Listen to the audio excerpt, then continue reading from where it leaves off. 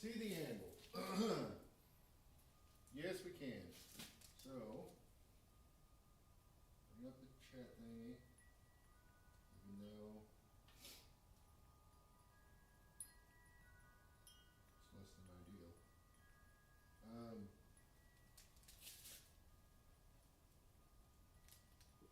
I at least see the notifications this time. I didn't see those last time. Maybe you didn't either. I don't know. Get these up while I see them.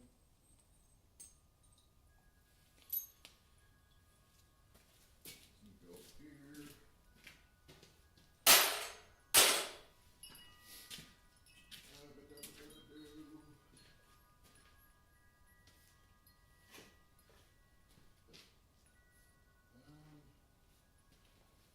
So I got some stuff I need to finish up, but I don't think I'm gonna mess with these today. I've got 1, 2, 3, 4 smaller punches I need to finish off, and then these bigger ones. Everything will need to be heat treated still. Let me turn these lights on.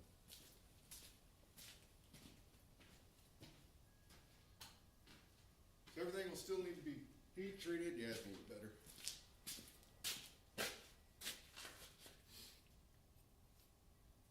Outside of the couple that I already heat treated, but I'm not forging anything on the ends of these, just because it doesn't seem like there really is any point in that. This needs to be cut off. It's too long, way too long. And then I got 1, 2, 3 on bars still that I need to finish off. Let me grab that other bar so they're all together. And I also need to, quite happy with how this one turned out. I gotta clean up the end still. It's gotta, I mean, it did what I wanted it to do, but I wanna clean it up. Just know that. So I'm gonna put this up here. Wow. That nut is way loose. Oh, it's not the right nut, that's why.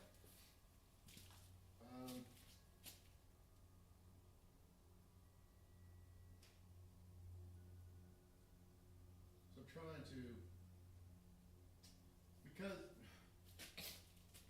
because of the Facebook thing, I don't have a good way, so I'm gonna try to bring it up on, I don't wanna do that because my laptop's not plugged in. And I'll just run out of juice. I don't know a good way to really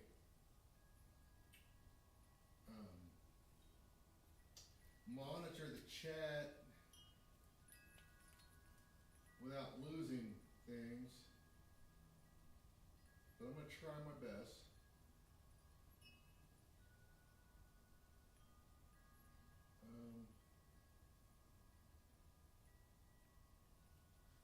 I'll just try to go back and forth a little bit. Anyways, I'm not gonna work on these right now. If anything, I may cut them all off.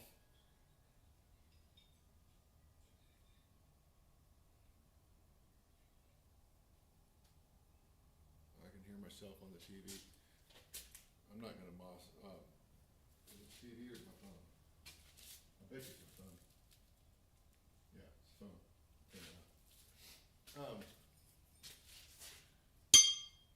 So like I said, I'm not gonna forge anything on these ends. These are all gonna be used by a class, and I'm just not, I don't think there's any need to. At most, I'll grind them appropriately, and then the working ends need to be ground yet. And this one could be thinned out. It's plenty small enough, but it needs to be thinned out. So we'll put these over here. And then I need to, I've got a list, well, it's in the house, but I'm not not really gonna mess with too much of that stuff. I don't even know, I tried a flower the other day. I don't know what I wanna do right now. But I wanna do something other than clean. How about that?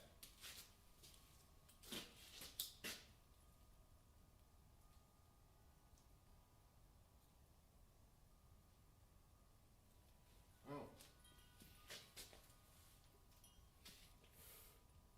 I did a test piece yesterday. I was trying out a punch, and there was a couple things with it. I mean, the hole is fine. Fine. I don't know how well you can see that, but the hole is, it's a hole. It's not perfectly round, and I did not get it well centered. It's not bad, but that's like half inch will really tell on you.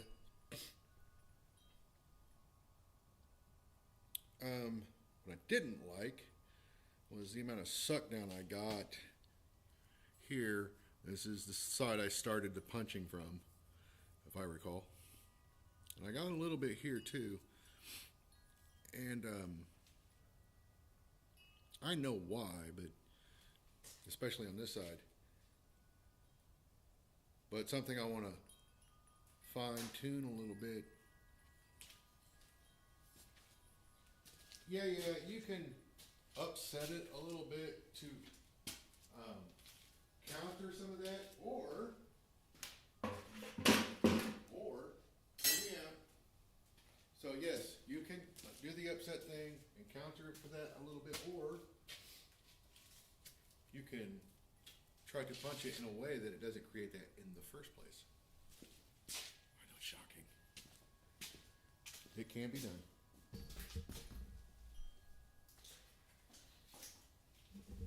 I saw something land on a wire I needed to move. So what am I gonna do? I don't know. We have in the house this plastic thing that hangs on the fridge by magnets. It's got little hooks on it, and it's got a little shelf above it, and then it's got a paper towel holder.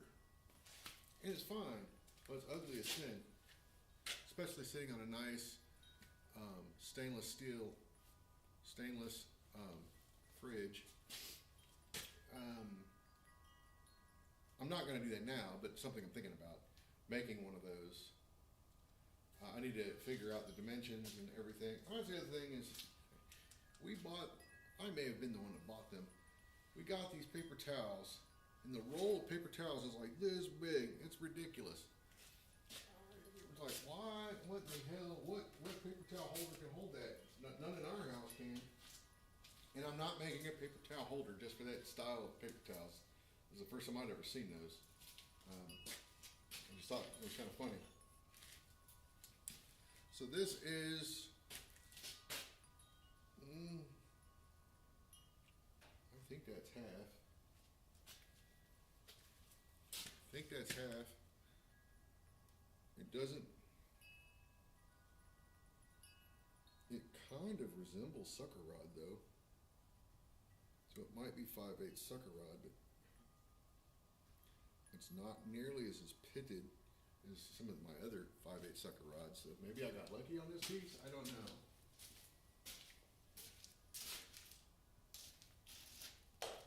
What I gotta do, Dad, that will tell me for sure.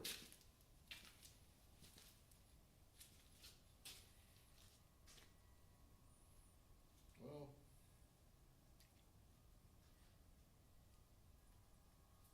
it's over half, but under 5/8. So this might be, that might be coil spring. I can check that too. Let me do that real quick.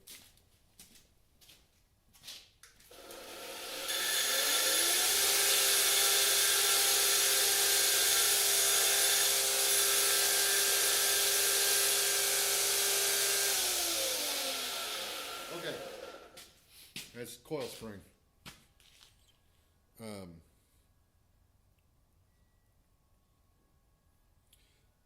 Yeah, that's the coil spring. So what I was going to use that for, I'm not going to use it for. Put that back over here.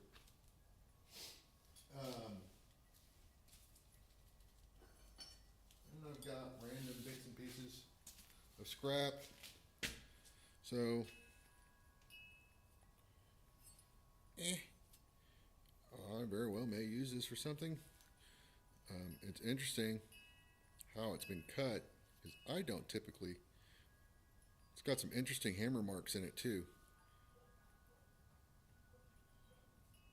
I don't typically cut like that, and I don't typically bang on material, leave marks like that. So this is one of those random. I mean, it could have been from when I originally started. Who knows? Just something we grabbed out of the scrap pile to use for something else, but it doesn't matter. I'm trying to think about what do I want to forge.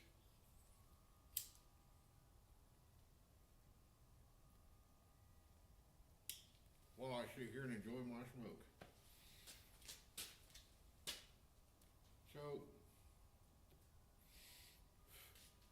I've got this TV tray here. So I'm going to measure it real quick from tenon to tenon, so I can determine if, where is my tape measure? It's way over there. And there's wires in the road. So let me see if I can find one over here real quick.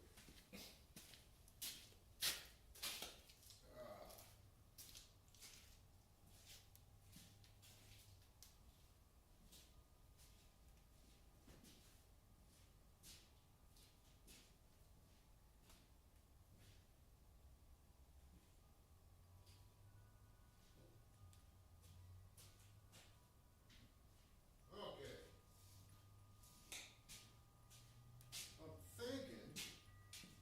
I'm thinking. I don't know if I have enough material to do this. We'll see if I have enough material to actually pull this off, but I was thinking, what I'd like to do is, one, validate that these tenons are appropriately sized, 1/3.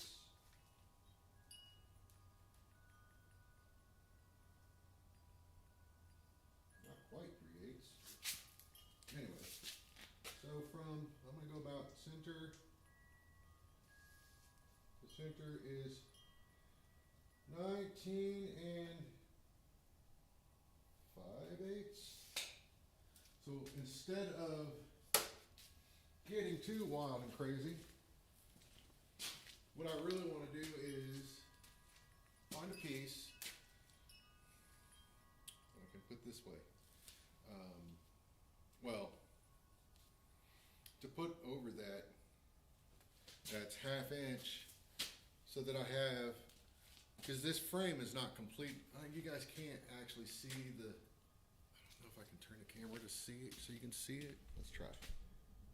So this is the frame for a TV tray. And it needs, I don't know what the official technical name would be for these pieces. I'm going to call them struts here. So I have these pieces.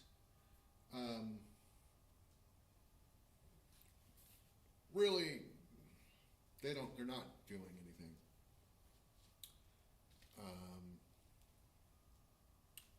I don't even remember why I did this. So what did I say that was? 19 and change. I'm gonna slide this over here. Now I know that this tray has a problem of some sort in its current configuration. So I'm gonna look down at this leg is straight. This leg looks like it might have to get down a little bit. It's got a slight warble in it. So my problem could be right there. This one's straight. Whoops. Look down this one.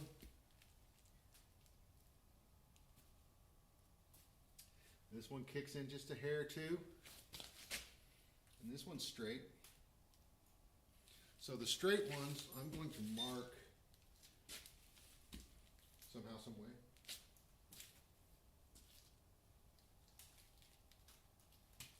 Or not, as I can never find a marking tool when I need one.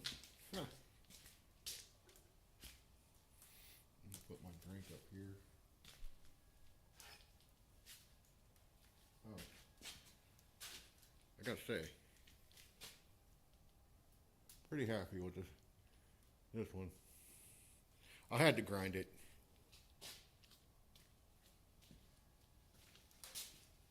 But it was a little thick. So I think I'm still gonna have to do some forging on it to take it down a little more. I could grind it, but I don't really wanna grind it anymore. I already spent more time grinding on it than I'd really care to.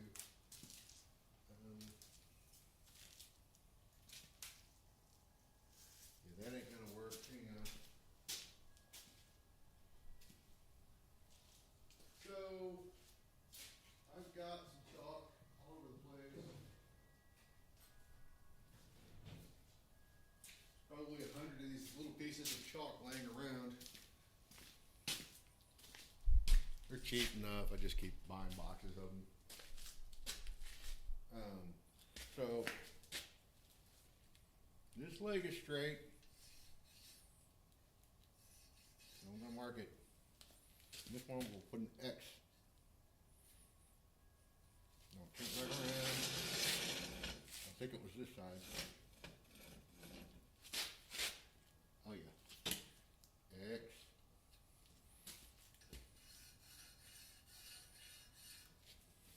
Funny, the two sides that are not straight are on the same side.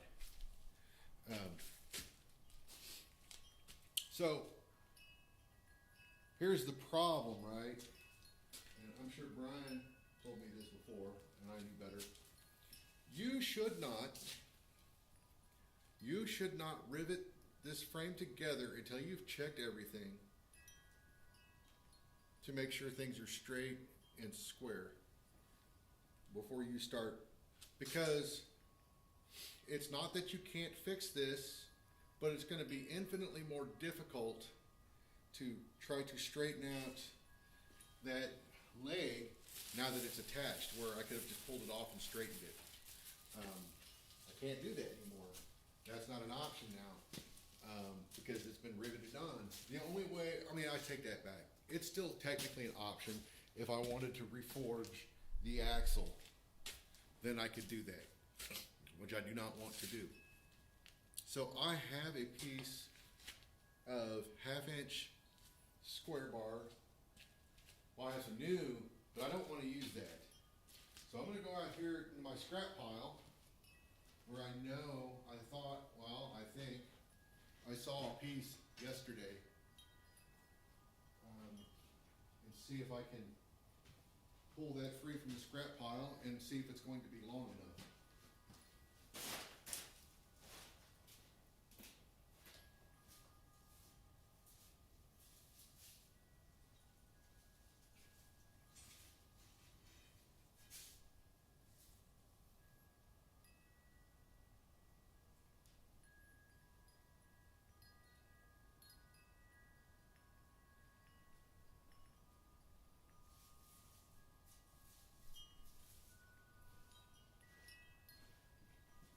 Well,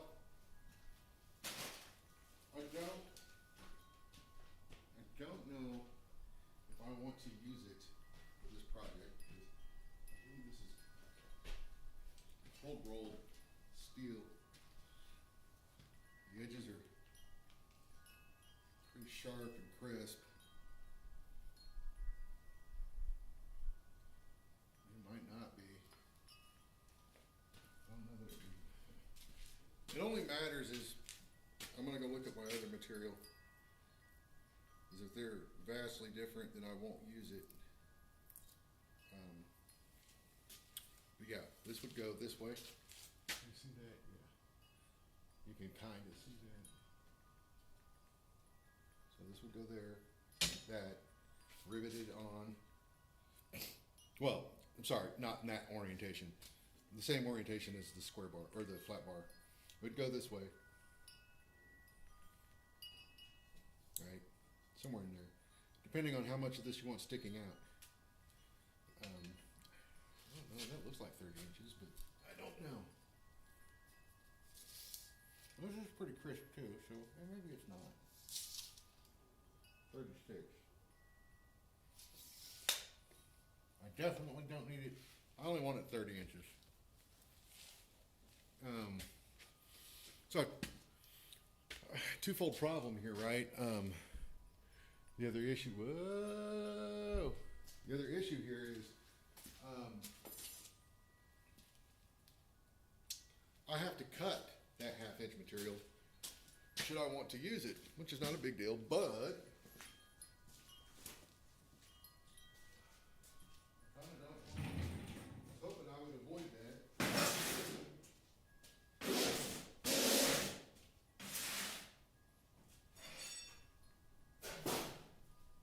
So let me see what I got here.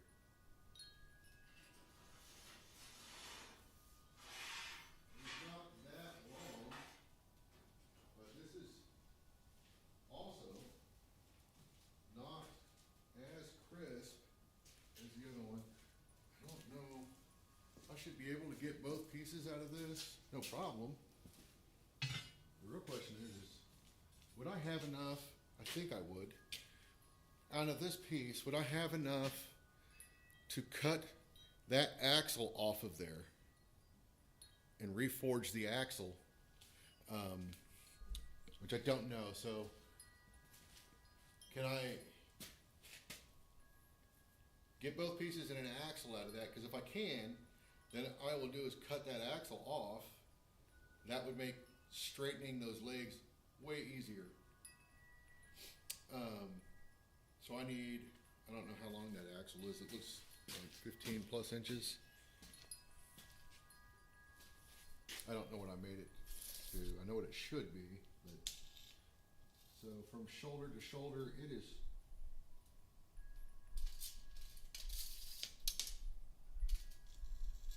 from there to there. 15 3/4. That makes no damn sense. That makes no damn sense. So that axle, really, I could cut that off and be okay with that. And then that would make straightening those other legs infinitely easier.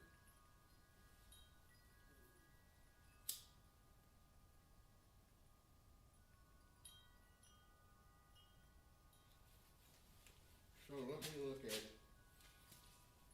this. I need 60. I don't think it's gonna be enough. 75. No.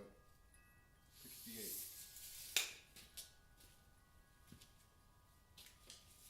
Now what I could do, what I could do is, well, I could reforge a piece of bigger material and make it a decorative axle. I don't know why, actually. I think I have one over there. Let me see. Because if I already have one forged out, then that's one less thing I gotta dick with.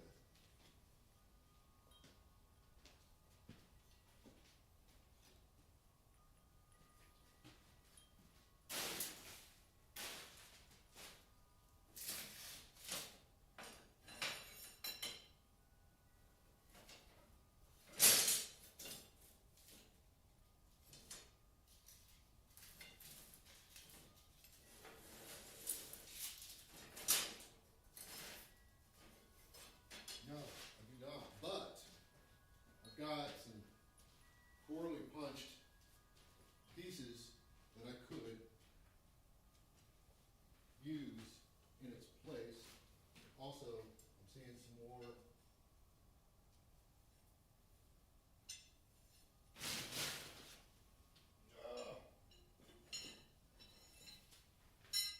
Some other pieces down here that might be big enough. Okay.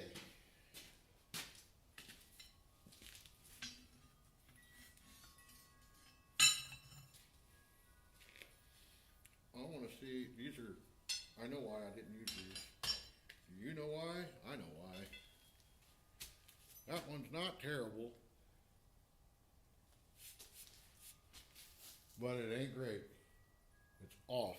Now look at this one now. Oh, it's way off. And then it gets, this one's pregnant. That's a V-hole. That one's not bad. Well, it's not great, but I don't know how old these are. So let's see if it was supposed to be for this. It was not. Okay, good. I think this was from one of my very first attempts. So if it fit over this measurement here, I would know that the reason I didn't finish this was because I screwed these up. But yeah, these do not remotely come close to the right size. Which is good. So I don't have to worry about cannibalizing these at all.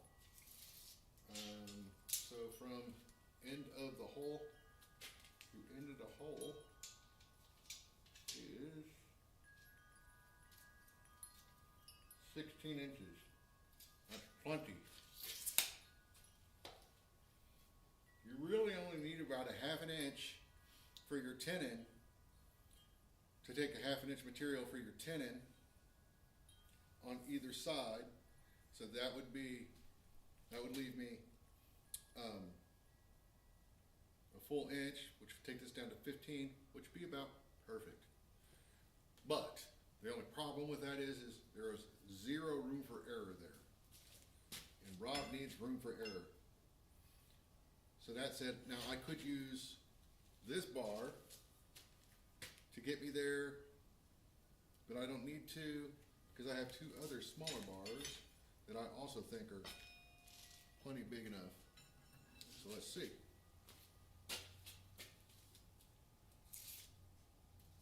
That is 18. Perfect for a 10 or an axle. This one is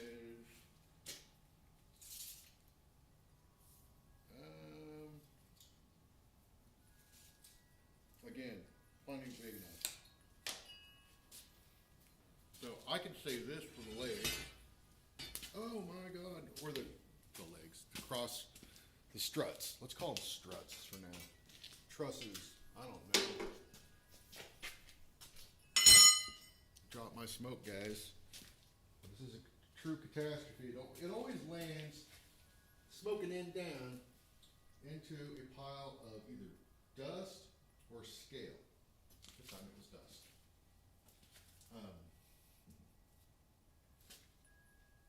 So, 10-second rule. Okay, so I have a plan of attack for this thing, right? It's a lot easier now to just reforge that axle, pull this thing apart, and fit everything up and make sure it's right before I go in setting everything. So I'm not going to measure anything because if from shoulder to shoulder it's 15 inches, right? And I've got a half inch and a quarter inch.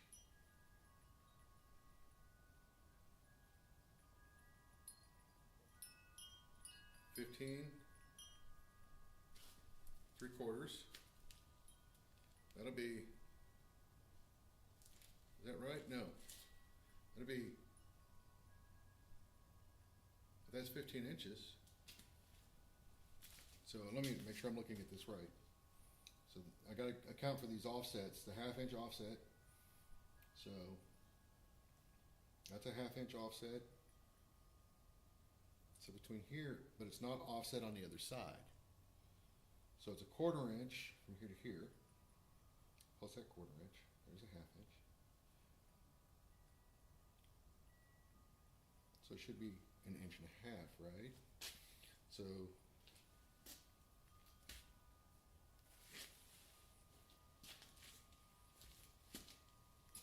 me look at that.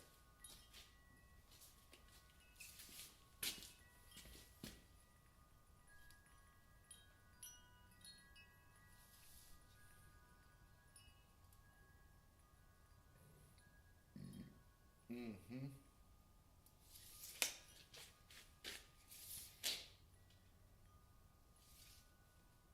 Mm-hmm. Mm-hmm. Mm-hmm. Mm-hmm. So I should be able to cut that axle off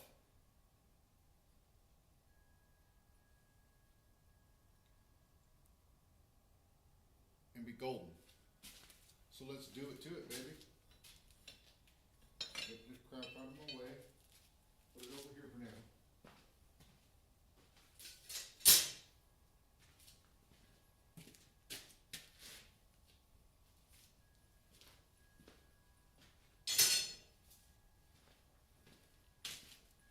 Okay. Don't need this. These will no longer fit on this.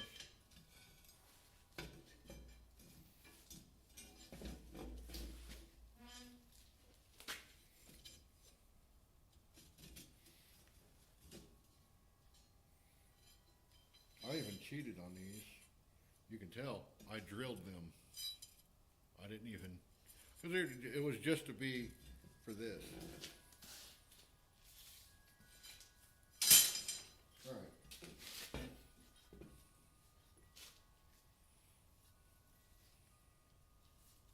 Figure out the best way to cut this off.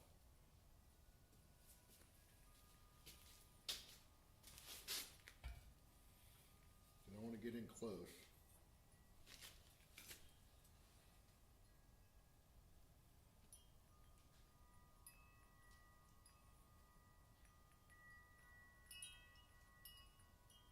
Okay. I think that'll work. Put it in my vise.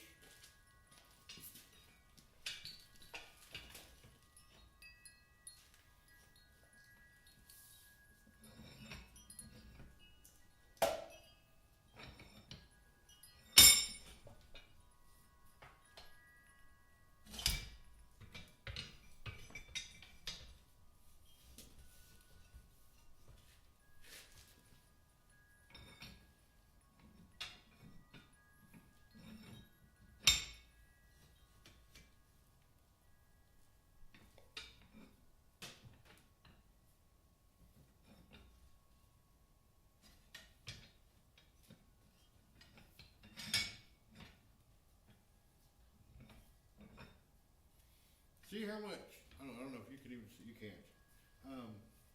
I'll show it. See how awkward this is, just trying to getting it into a vise. Now imagine trying to either hold this and try to straighten one of these, or put it under the power hammer to do the same thing. It just kind of becomes a bear, you know?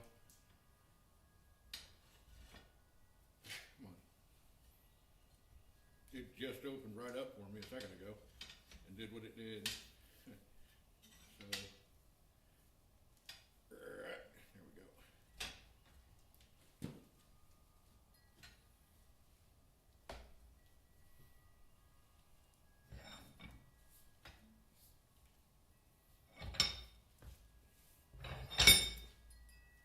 See, this is very tight. You can look down on when you put them together.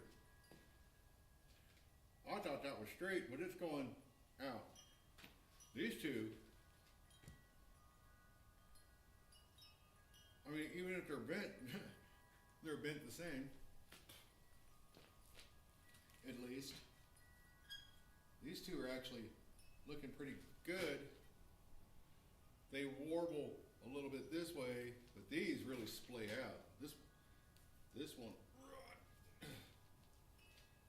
Now I could heat this up and try to tweak it over, but if I'm going to replace this axle, what's the point in doing that, right? I could heat it up though, and then clamp these together.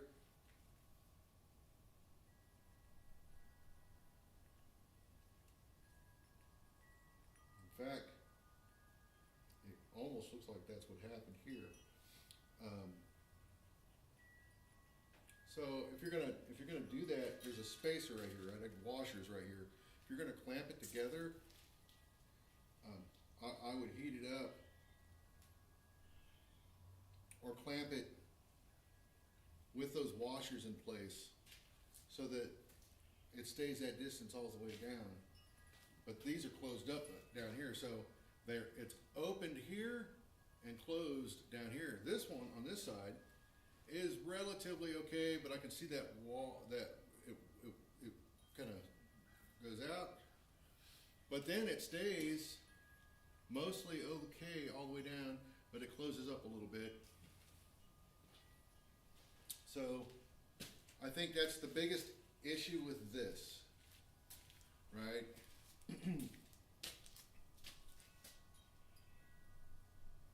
Which shouldn't be a big deal to fix. But again, this axle, I mean, I could use it. It's not a problem. That's what I like about this project. You don't have to forge it to an exact dimension or anything.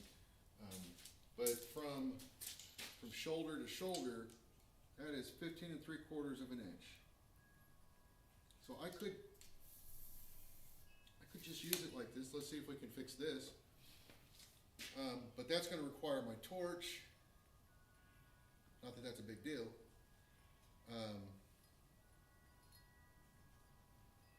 So I'm going to do that. I'm going to move my bandsaw here out of the way. I just had to. I think Paul mentioned this once when we were in the shop. I didn't think about it. I got this in an auction and haven't really used it. And I went to use it the other day, and then I realized this thing really has no teeth. And the tires on this one is peeling off. So I just went ahead and bought new tires for it. And then some replacement blades. I think my other saw probably is due for replacement blades anyway, so I'm gonna move this out of the way for now. I'm not using the big hammer right now, so I'm just gonna hang it right there. So it can be my way later. Would you like to see that? I'll show you that. Because that's how I roll. I ain't scared. Yeah. Shop 360 here. I may not actually do this right now. We'll see. There's one, I'm not sure if I have enough washers to put in there, or a piece of flat stock I can put in there. Let me check. I know I've got something over here. I just don't remember. I think this is Give 8. Oh yeah, that's way too big. So I've got a piece of flat stock in that size. Maybe. Maybe, baby.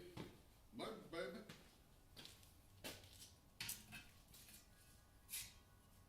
That's still a little big.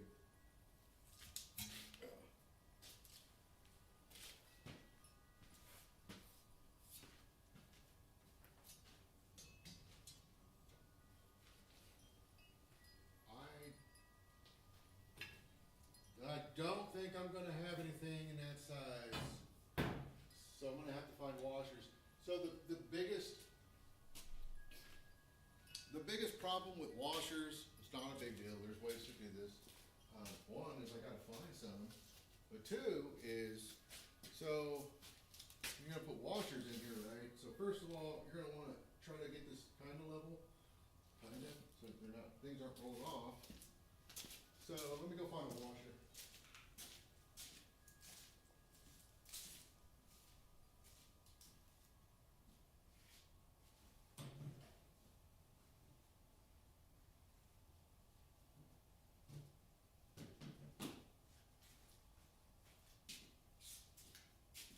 Hey y'all, my pant legs was all funny and nobody said nothing. Nobody said anything. Like the TV over there? Staring at our TV? Oh, I don't know. You're gonna have to let me know about audio. You're not gonna hear shit when I walk away. I don't have a microphone on.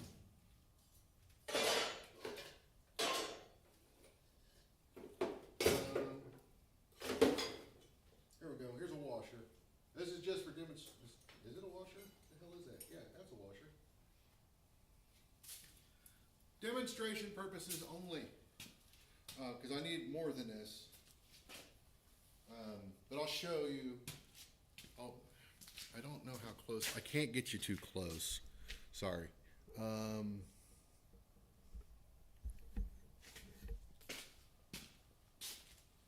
So, this is not what I would use.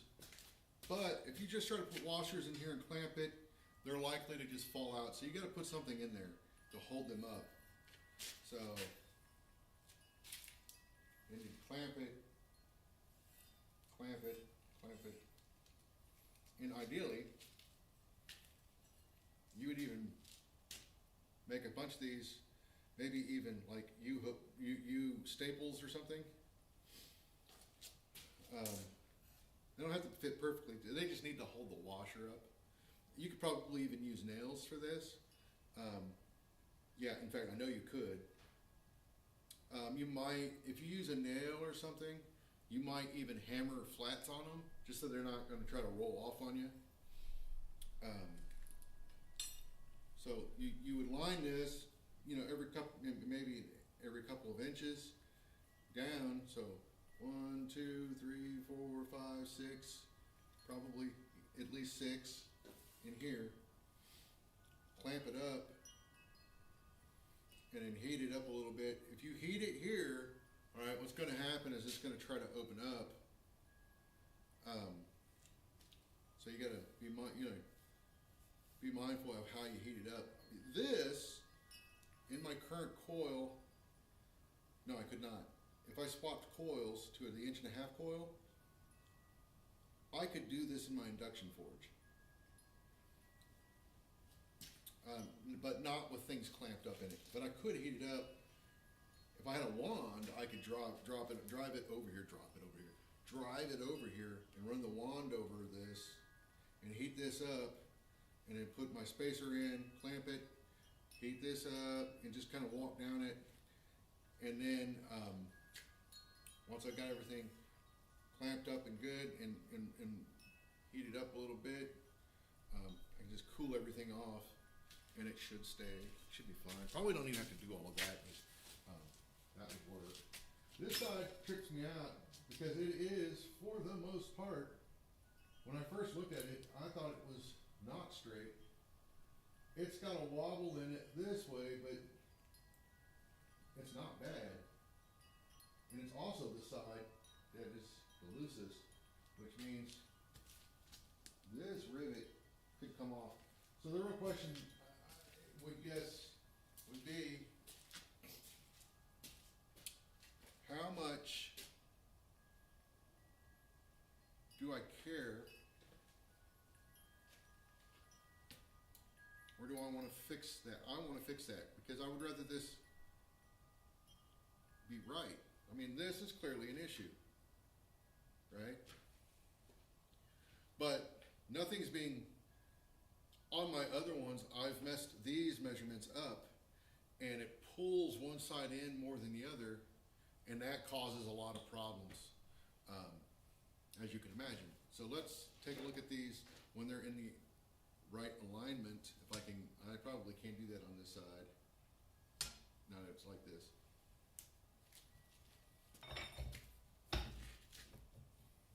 What I can do is that. Okay, they're They're not perfect up here either. Now, I would rather these be perfect before I start anything. So it's off at least a 1/16 of an inch from shoulder to shoulder. Right here, these two shoulders should be in line with each other, and they are not. Down here, it's not of a big deal, as much of a big deal, because you can cut them to be the same, grind them to the same, if they're just like this one would only take a little bit of grinding to get it to be the same. So that side isn't that big of a deal. And honestly, this is the shorter leg right now, and this has got that big bow right here. I bet you if I were to take that out, that would be enough to probably align those. So, but the biggest problem is right there. Those don't line up. So I don't like that. So I'm gonna check the other side.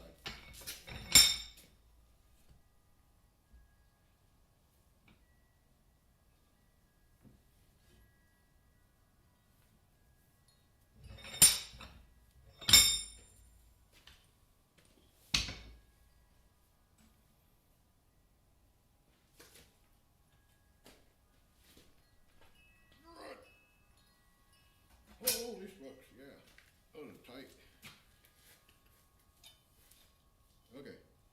Those are perfect. These are off a hair, but not a big deal. And heating this up and hitting it once with a monkey tool would probably do just enough to line those up perfectly. These two are not in that condition. So these are technically the straightest ones. Looking down them this way, straight.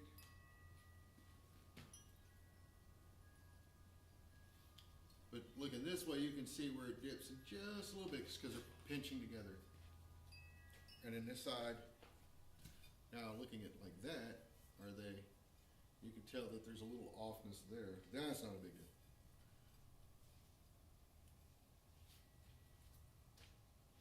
With these legs, no bueno.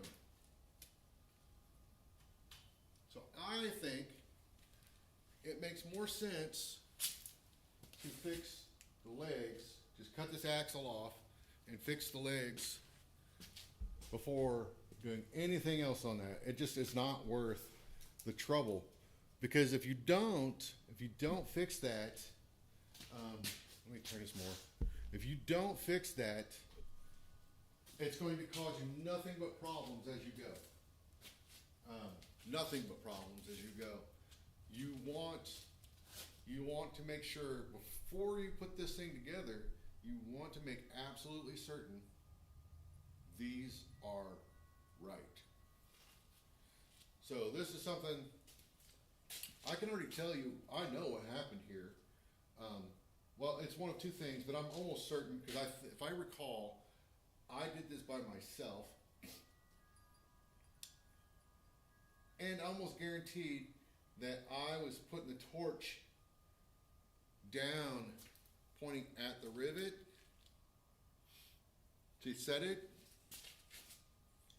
and it was heating up the bar below it.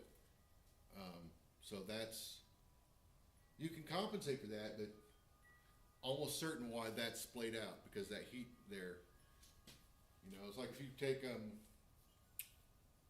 two wire, pieces of steel, and you heat the bottom up, right? If you weld it, and then you start to heat the back end up, they'll start to open.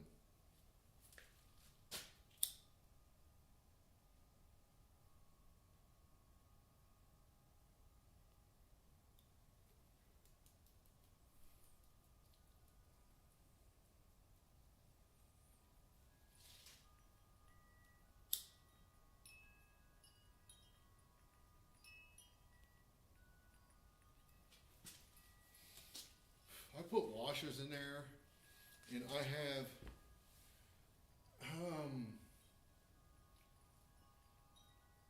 have some trepidation with using washers in between the legs. It takes up some inconsistencies for sure between the legs, so they have a flat surface to run against. But you're going to have that gap running down the leg, and you need to make sure you maintain that. Otherwise, your legs are either coming in or going out, and then your legs are no longer straight, right?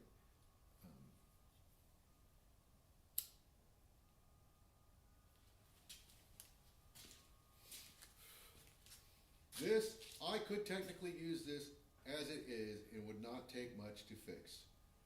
You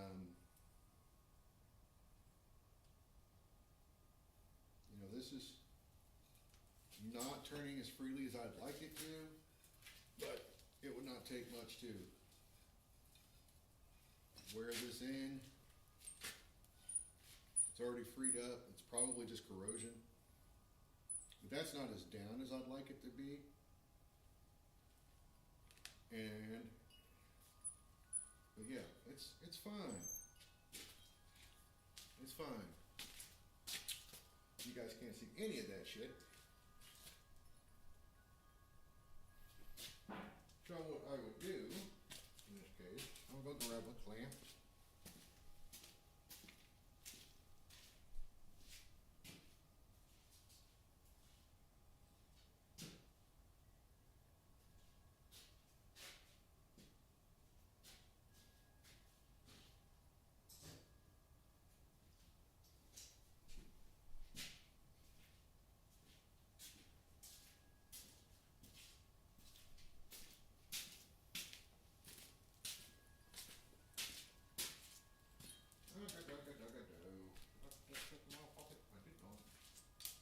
Brian? Yeah, you're not gonna be able to hear me well. Sorry, I don't have a mic to go on my doodad. Just what I got right there. Or maybe you need a hearing aid. I know I do. Probably two. So anyways, as I was saying, on this, so the legs are, is it this side?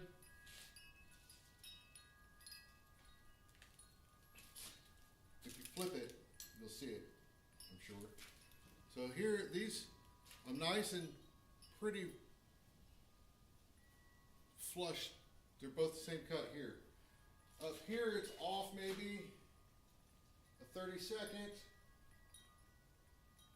So if I were to heat this up, put a monkey tool in there, and hit it once, it would probably be enough to set those in the same plane. That, I don't think it's off enough to really matter too much. I say that now, and I will pay that price, I'm sure. So I'm gonna put this back up here this way. This is where you saw the most variance in these legs. So you see that right there. Make sure that they're in line. So it's not right there. It's also diving a little bit. But like I was saying with the washer thing, right? Because there's a washer here. You can't just clamp this and heat it up and then clamp it to itself. Otherwise it's gonna close up too much. You gotta keep that spacer in there. Probably every couple of inches, so where you can see some movement. So clamp it right there. At the washers where I'm going to clamp it. So it's not near tight enough. So I'll give it a little whoop-de-woo. There we go. So it's still, yeah, that's not bad. So then I would do, actually, it's probably better, probably be better up here, and just do them like a couple inches apart. But I want to clamp it at the washer, so I'm going to just hold that. There we go. So it's down enough. I would prefer it to be down more, and you can always tap them down, but you wanna keep your thing in here, because if it heats up, that washer is likely to fall out. And that's why putting, bending these into like a U staple or something, or if you use a nail, because it'll allow that washer to get down further. But if you use a nail, maybe forge, just hammer flats on them so they don't want to roll. But you do the same thing up here, because I want to maintain that distance, that spacing. I don't want to just clamp it shut, because then what's going to happen is it's here, right? But down there it's going to be here, and I don't want that. That's kind of what I'm experiencing now, only exaggerated. So you can take a lot of time to sort these out. So another thing I'm looking at is, as they're clamped together, they're together right here, but they start to merge or veer away from each other this way. So you might want to also think about correcting for that and get them all in line. I mean, if you're going to take the time and you're going to spend the money on the fuel to use a torch, you might as well get it as right as you can. Here's my issue with this one. Just looking at it, I know these holes were punched offset a little bit, which bugs me, and I just slapped it together. I know I can do better than that.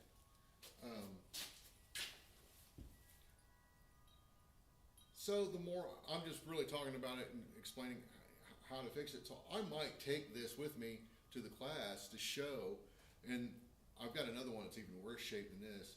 This could go together and be fine. It wouldn't be great, but it would be fine. The other one, it's got problems. Like I said, the cross support or the strut that you rivet together onto the frame on one is pulling the whole thing, because the measurements were off. So it's pulling the whole thing in and off. So, and then the other side, like one side's fine and the other side is pulling. So it's just wreaking havoc on the leg. I mean, like if you were to splay it out and try to set it up, I think one of the legs is off by almost an inch or something crazy. So could it be fixed and used? Yes, but for a class, we don't want that if we can help it. So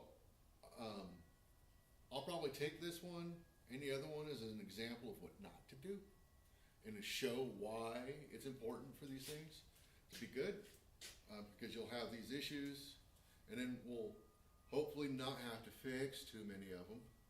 And then I'm hoping, well, I'm gonna talk Paul into bringing his, because I really like, the one thing I really like about Paul's is his table. When he takes the tabletop off and he folds the whole tray up, the table snaps together and like locks it into place. It's pretty slick.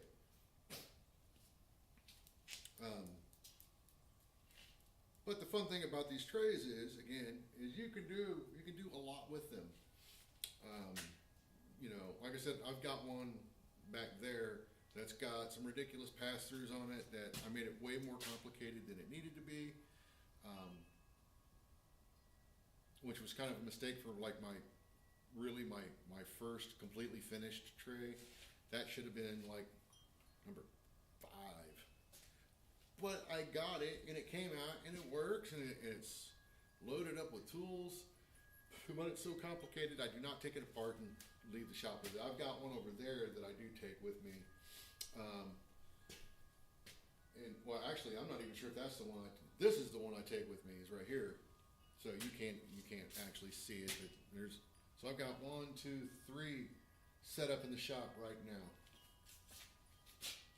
And one I take apart and take to shows with me. So if you've seen me at like at Quad State or at the IBA conference, odds are this is the TV tray At least in recent years, this is the one that you saw me using. And then before that, it was the one back there that I used to take apart, which I don't do anymore.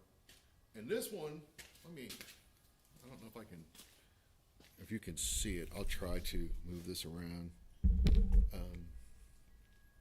This one, you can barely see it, sorry. This one, that one, which you can't really make out any of the details on it, but it's got some interesting features that I've added to it.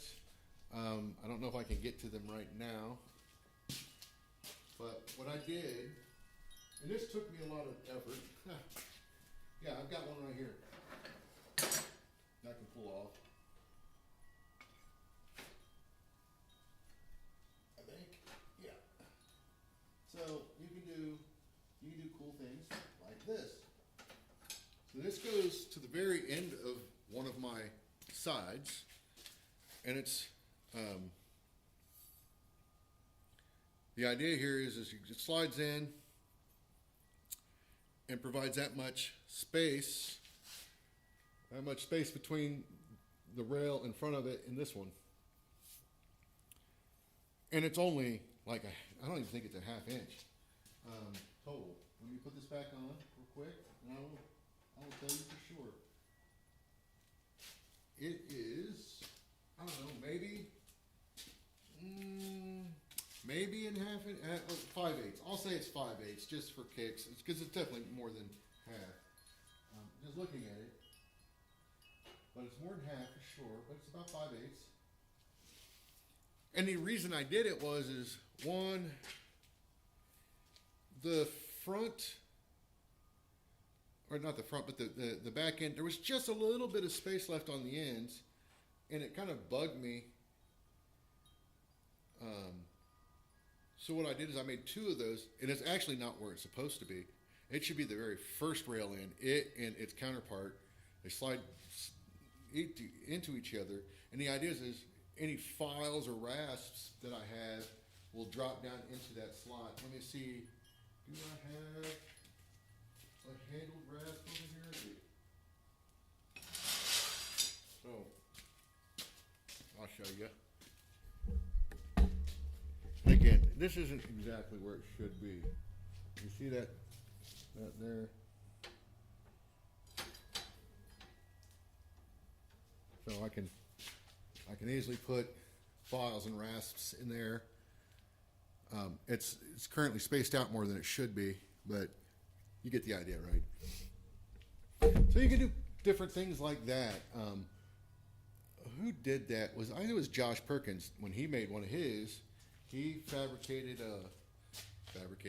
formed a pan for his punches and such. So you can do all kinds of different things. The world is your oyster. It's your oyster. So back to this bad boy. I don't think I'm going to mess with that on this stream or anything like that. I just kind of wanted to show this. But I'm going to take it off of the vise because I have a feeling I might need the vise.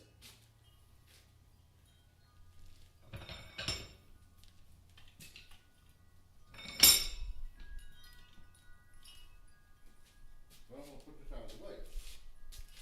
Over here.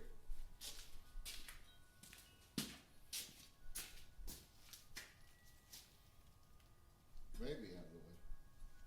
We'll see. Yeah, okay. We'll see how long it actually stays there. So we're on the anvil. All right.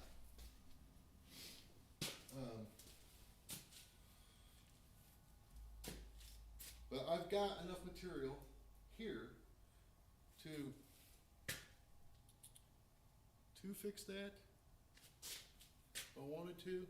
But honestly, at this point, the more I look at that one, and I probably will fix it at some point just to see, one, am I full of shit? Or two, or am I not full of shit? And can I fix it? And just make it a thing. But there's easily a couple of hours worth of work just in that right there, from the laying it out and all that, you know. But it would not take long, especially the more you do it, to get back to that spot.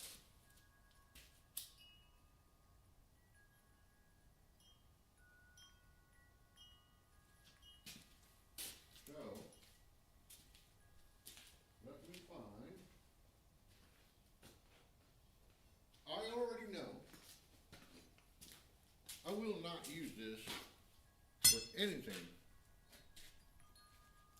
because I don't like these holes at all. I'm not happy with these holes at all. This is something I actually struggled with, contemplated with. I'm not gonna do it, but I thought about in the past in a class, especially if it was a one-day class, if this was a one-day class that we were doing, I would do this, by the way. But being we have 2 days, we've got plenty of time to pull this off. So if it was a one-day class, I would drill these holes first, and then you just drift them to the appropriate size. That way we know that they're exactly where they're supposed to be, and you haven't done anything weird, you know? So it would just be known. The only thing with that is we would have to then calculate the movement that you're going to see, because by drilling it and then breaking, pushing it open, you're pushing it out on all sides, so it's going to move a lot more, probably a lot more than most people realize. We experienced that when we did a grate in Kurt's shop, and we had to figure out the calculation for what we needed to add material-wise and compensate for that movement, based off of the way we were punching it at the time. Now, the real question is do I have a punch appropriate in size to deal with that? Let me go check. So I will turn this so you can watch me scramble around in the shop looking for stuff.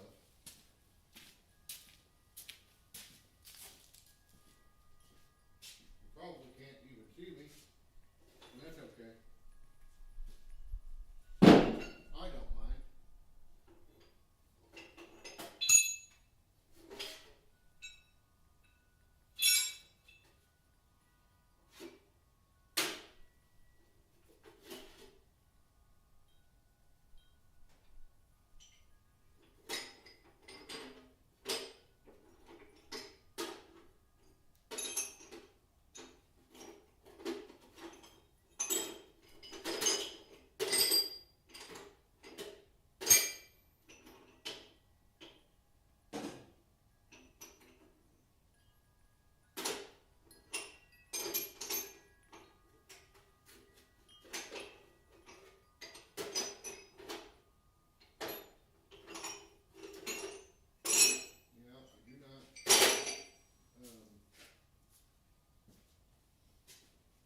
Guy,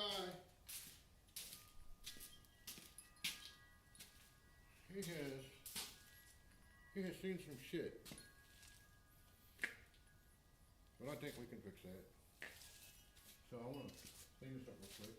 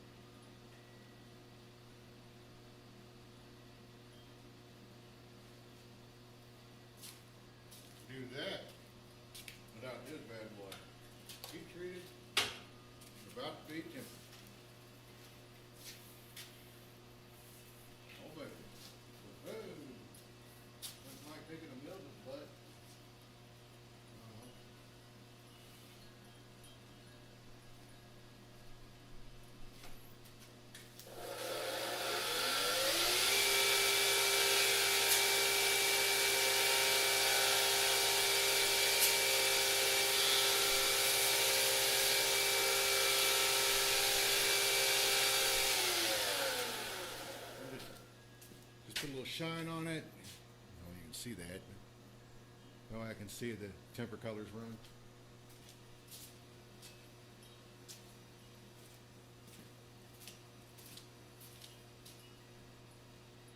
I'll turn turn the power down. If I put this in there, heat it up.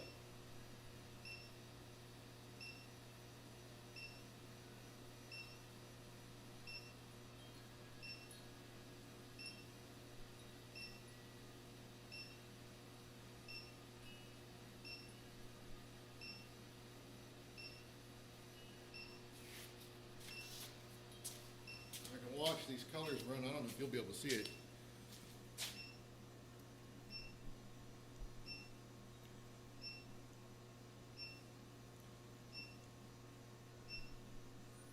So now it starts to turn in straws. I'm going to go cool it off.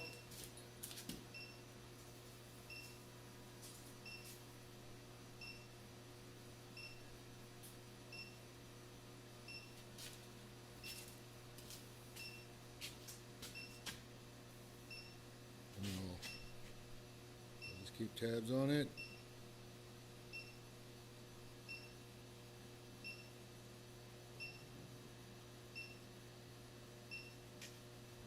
Good.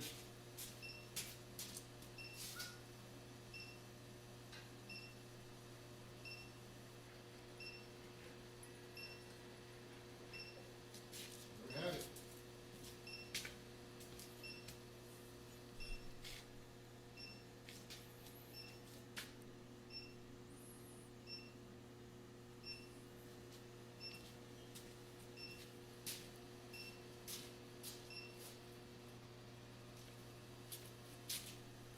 Let's take a practice run, shall we?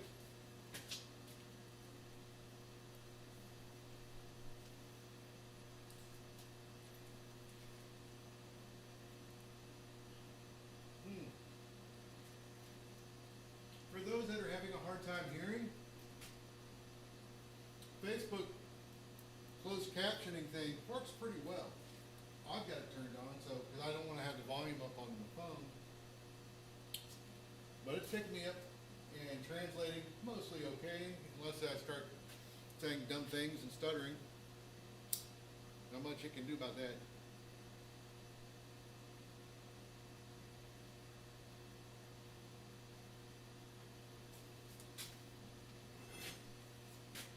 So I know that if I want to use this bar, I can't mess with anything between the holes, so I'm going to punch a hole above this.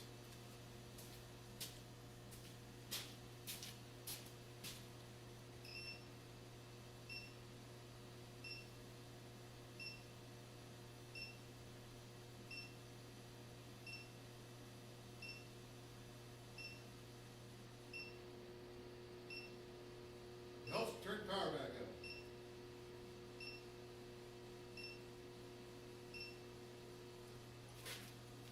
I am essentially marking right now, so it's not hot. Now, hot enough to leave a good mark.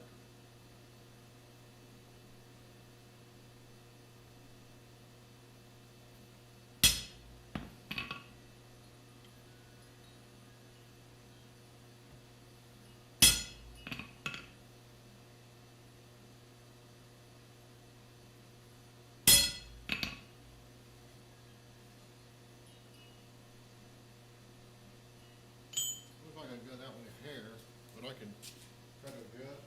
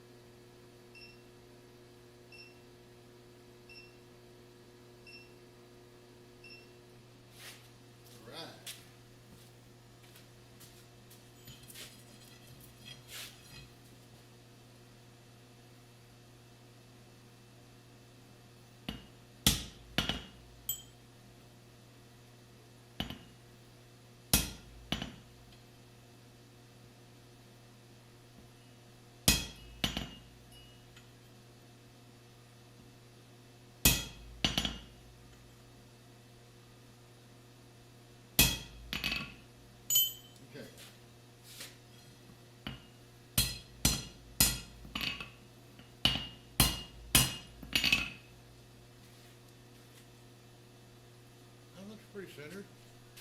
What do you think? What do you think, Internet?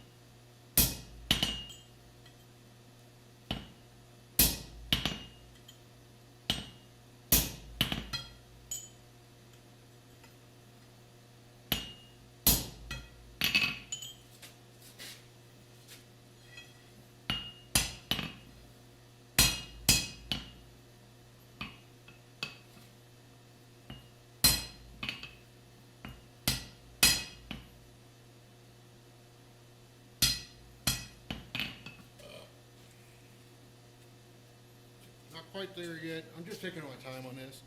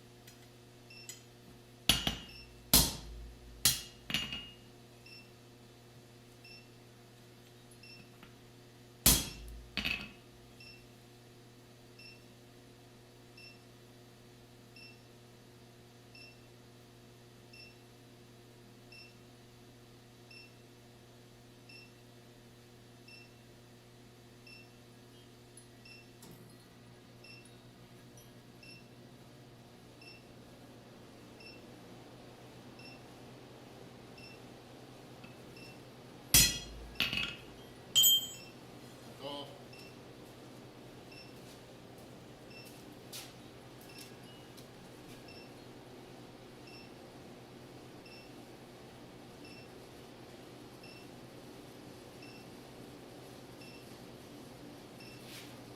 I know it's off, all I can see it, but I have a hard time with my lighting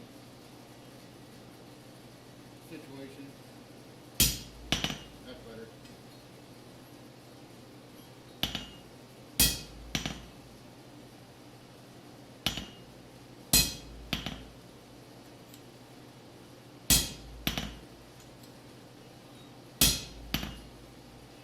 Get that second cool off. I should be quenching this.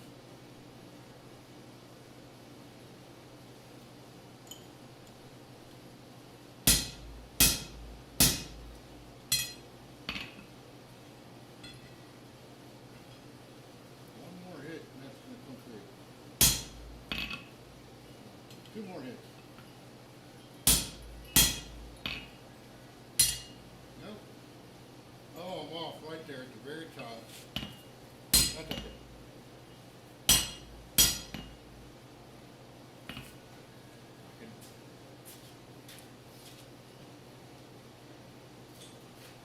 I should be able to lock that out to the bad boy. Okay, see here? Remember what I said this is a no bueno. It'll be okay for what I'm doing here. I'm just gonna use this to knock that slug out. Just like that. Just like that.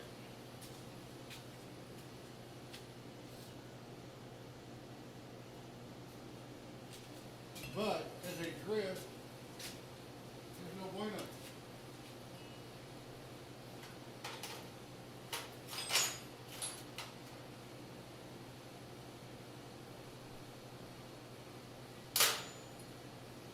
Which means I should make one with this. But that punch worked fine. It could be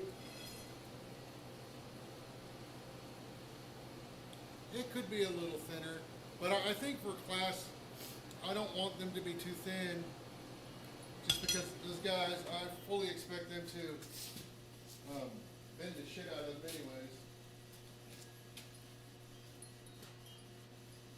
So,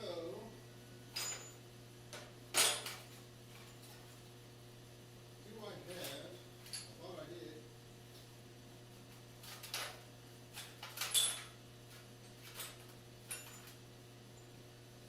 That is not it for sure.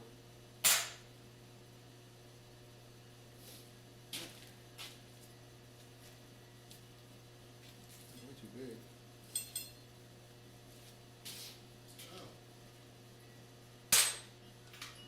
Let's see, I thought I had a drift that size.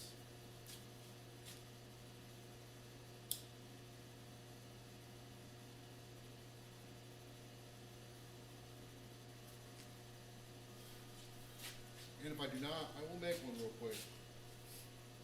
So this is, I believe that's 3/8.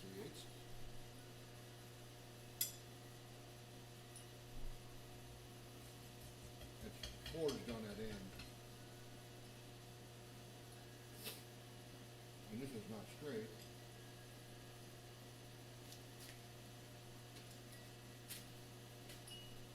Let me go grind it real quick.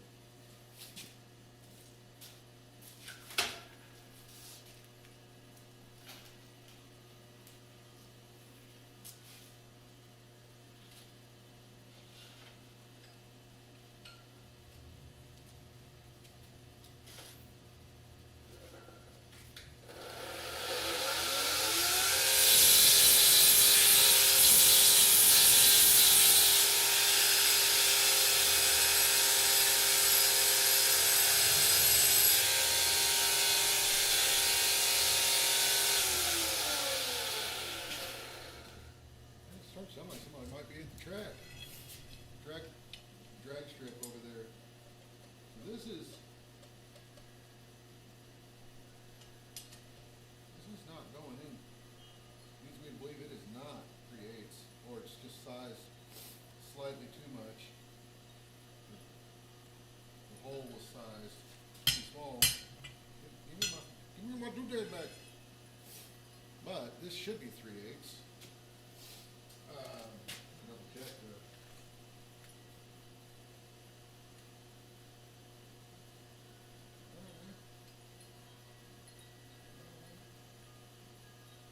Slightly over 3/8, just ever so slightly. I would rather it be right. I don't know why this is not quite right. That explains a lot for something I did yesterday, why that hole is so big.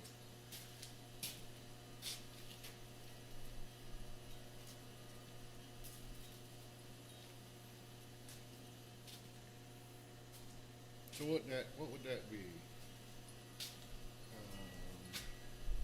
No. No.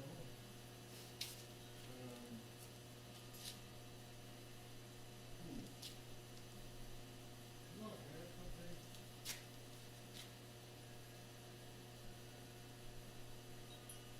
I do not know. I got a quarter in.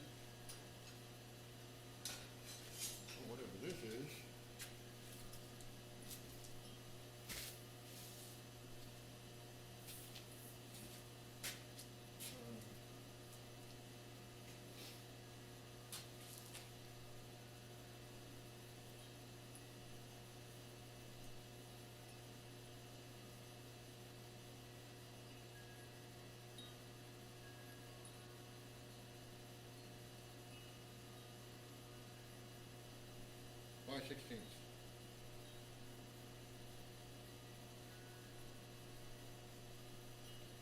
So, that's a little, little.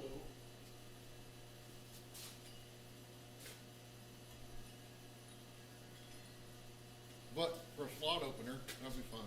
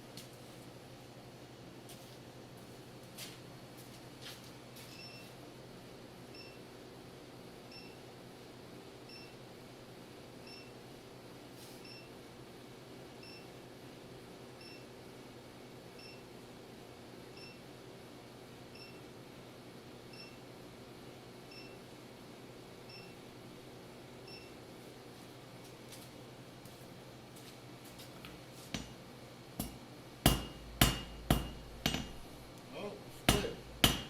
I bet you that wasn't square on the end. I think it'll do what I need it to do.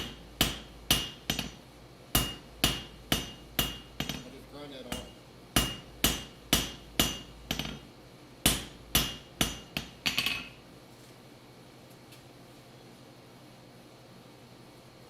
Yeah, that'll be fine.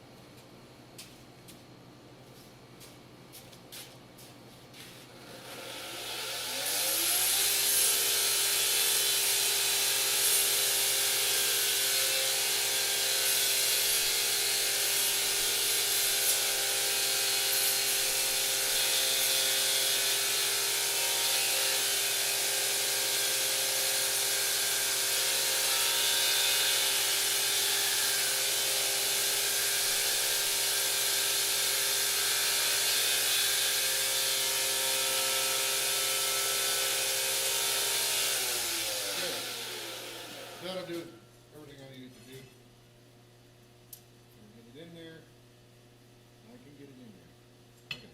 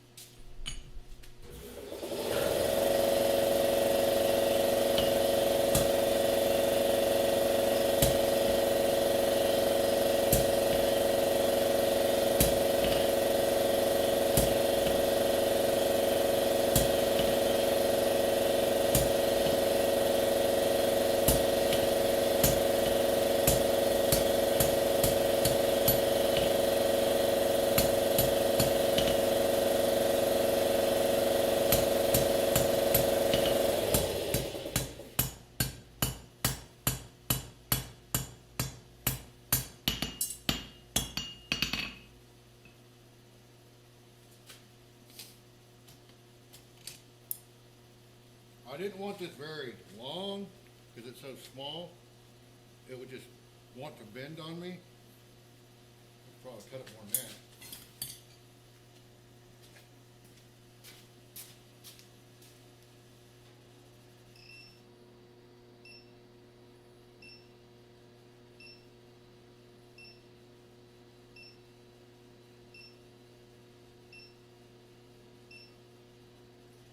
But I ain't gonna cut it more than that. Let me just bring it off from here. Yeah, I will. Why not?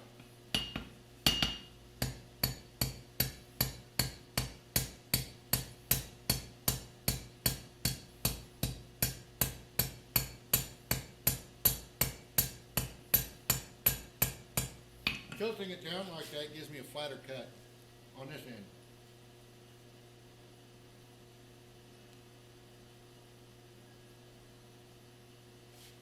And a pointier cut on this end. So I don't know how well you can see that. Probably not. And then I'm not gonna mess with that. Just gonna cool it off.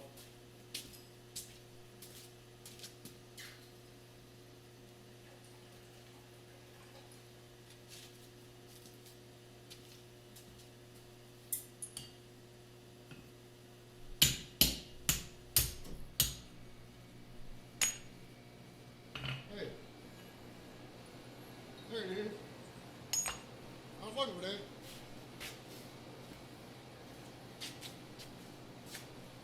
So that'll be my sizing drip. Everybody goes through. Well, which that'll work. That'll work. Okay. Okay, we'll pump it. We're gonna heat this up. Get this out of the way.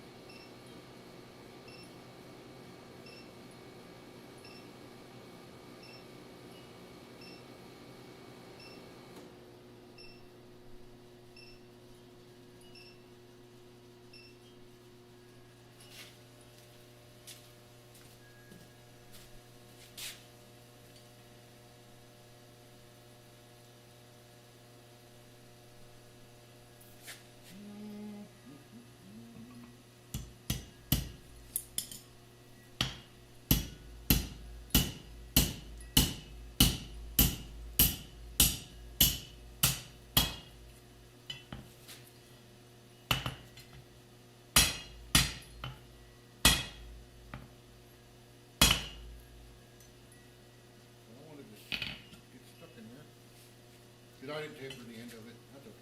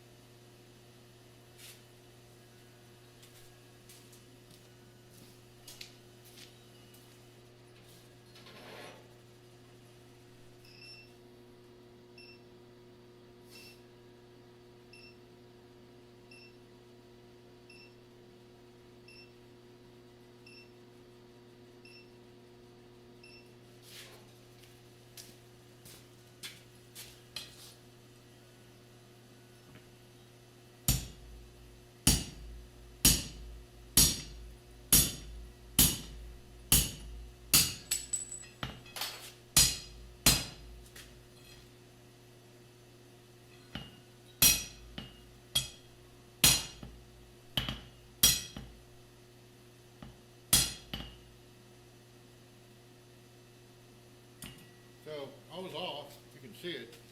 That wasn't bad.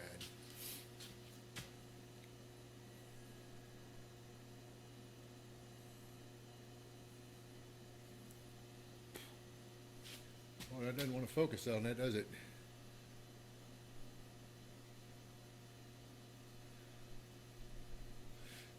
Wasn't terrible.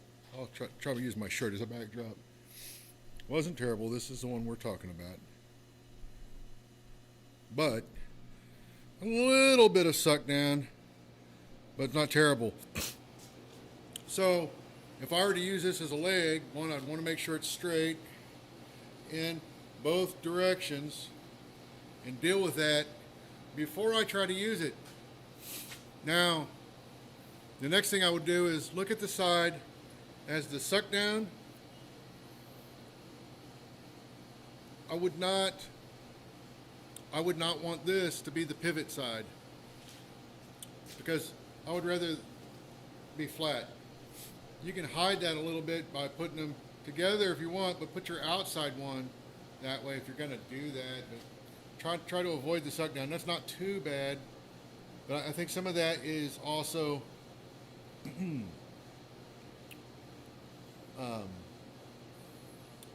the result of a little cold when I was punching it.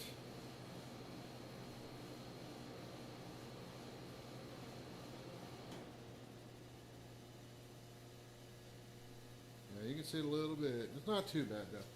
Now I want to test it on this just to get a feel. It goes on, but either my tendons are a little too small on that, or this hole's a little too big. I think it's a little too big.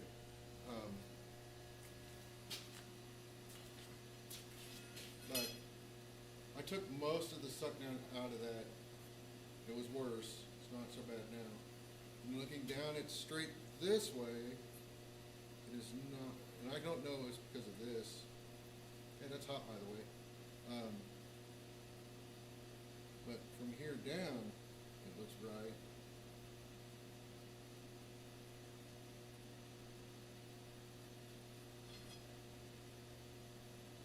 But it's not, in terms of being offset one side or the other a little too much, it's not bad. Not like the B hole. Or the P hole. Or actually, this one would be the P hole and this would be the B hole, huh?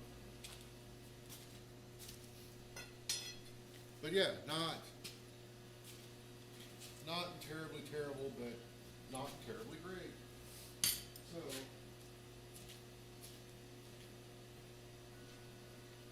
let's see. What adjustments do I want to make? The first one is either my 10-inning tool that I use on that was too small. It would work, but I would need to make a drift. I would need to make a drift closer to that size.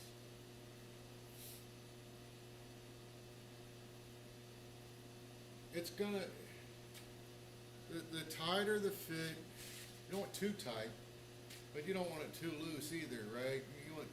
You need some tolerances in there, but the better the fit, the easier and the better your rivet will tighten up, especially on that particular piece of the TV tray.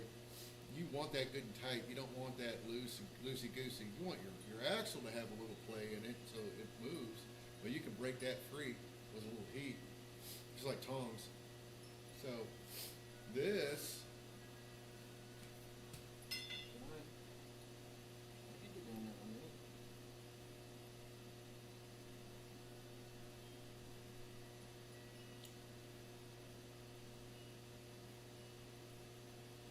so yeah, I think my drifts, that little 5/16 slot opener worked fine, so I'm going to hang on to this bar so we can make more.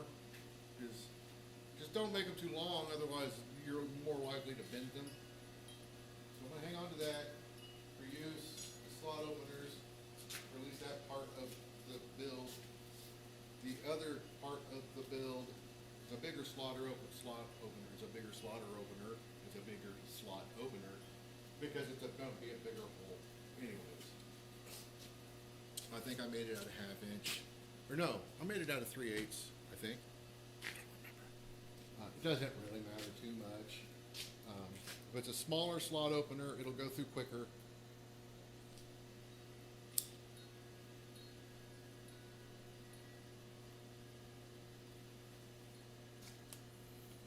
Oh, over here.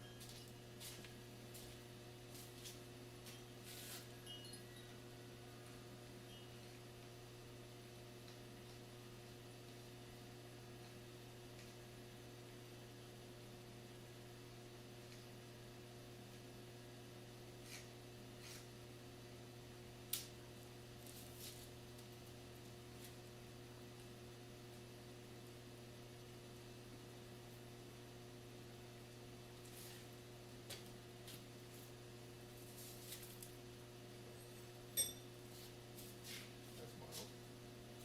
That looks like it is.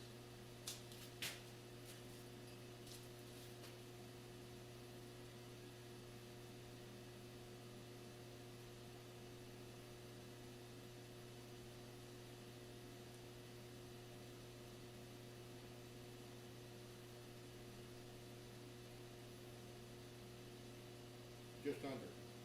This would be perfect.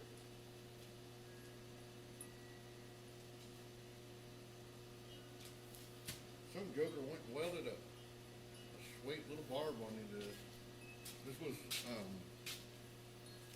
This was going to be part of my Abana Level 1 curriculum. I forged this. This is forge welded. I'm quite happy with that forge weld because you don't really see a seam. Granted, there's a lot of corrosion on here. I did this in a way that not the Abana curriculum showed it, at least at the time. I haven't looked at it since, but at the time, I didn't do it the way they showed it. I did it the way Mark Asbury shows it, and it's a twofold. So you like bend it, and you nick it, bend it over, and then nick it again, and then bend it over again, and then weld those. It's like three pieces essentially. You weld those together, then you can form this because you got a lot more mass to work with. There's a nifty little trick. The only thing I wasn't big on this one was I wish there was a little bit more here in the barbed end. But yeah, I mean, I should get back to that at some point. Let me put a bevel on the end of this before I forge it.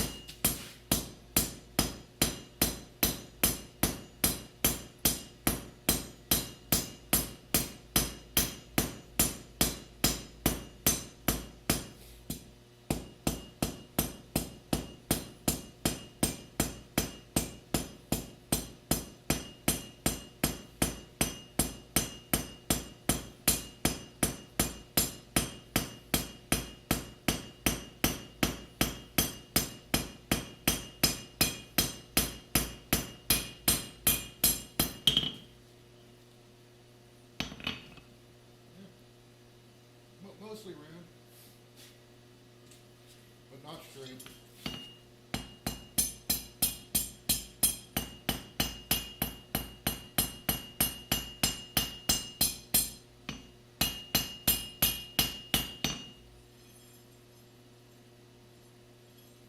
That's better. Still not perfect, but a lot better.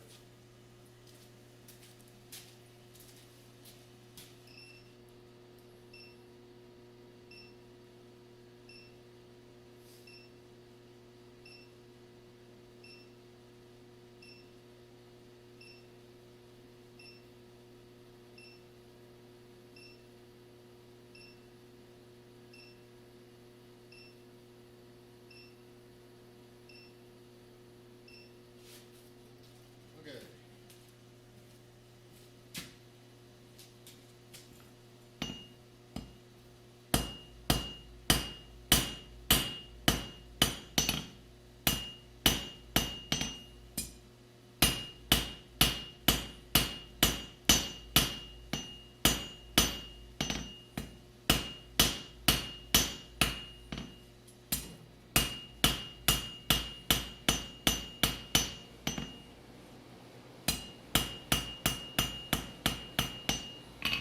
I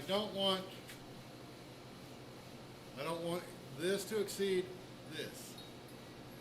I'm just being very careful not to go past that.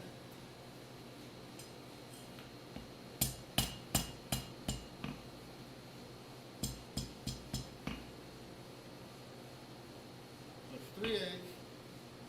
I've got 3/8 holes over here, so I'm gonna go check, make sure that goes through.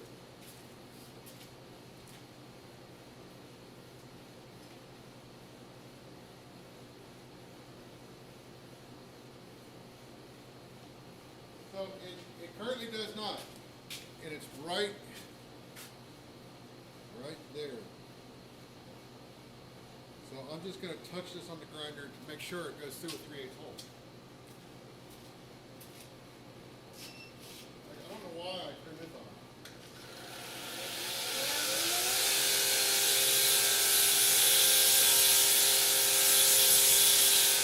So there, you can see it.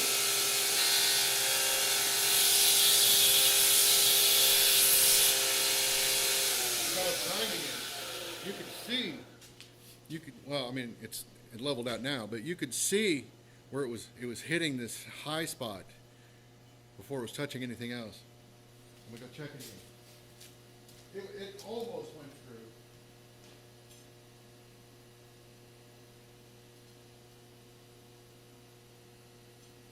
It's still, it might be the hole, but it's going a lot further now. So I'm gonna touch it one more time.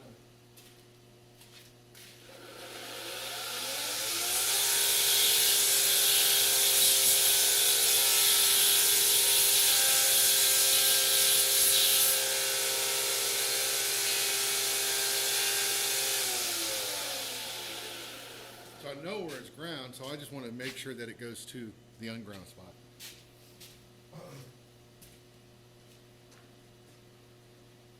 And it does.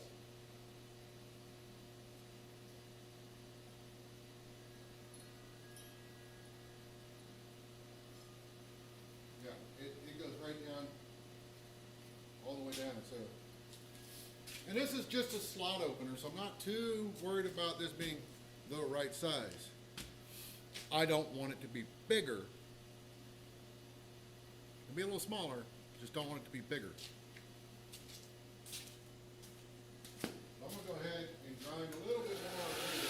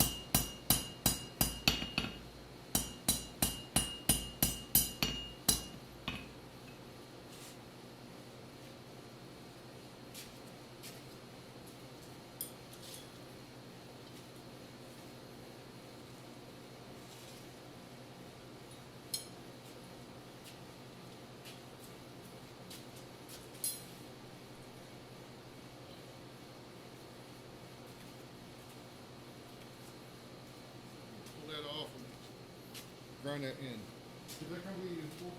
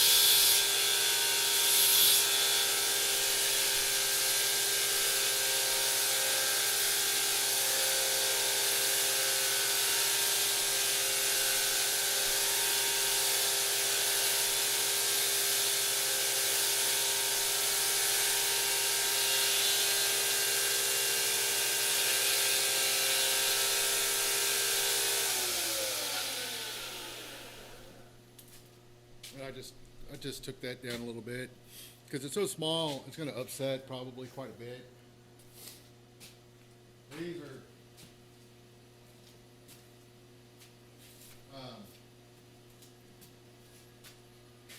I probably lose these as much as I lose my damn tong clips. Not quite as much because I think people help themselves to the tong clips, but I don't think anybody's doing it on purpose. I think they just use them and forget that they have them.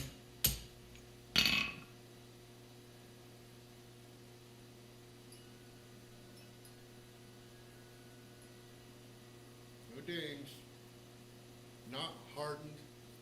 It's called a hot cut for a reason. So, I'm going to punch another hole.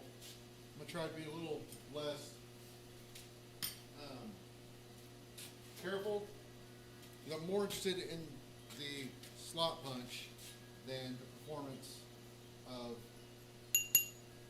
the punch. I've already tested that. So where did I put that bar from?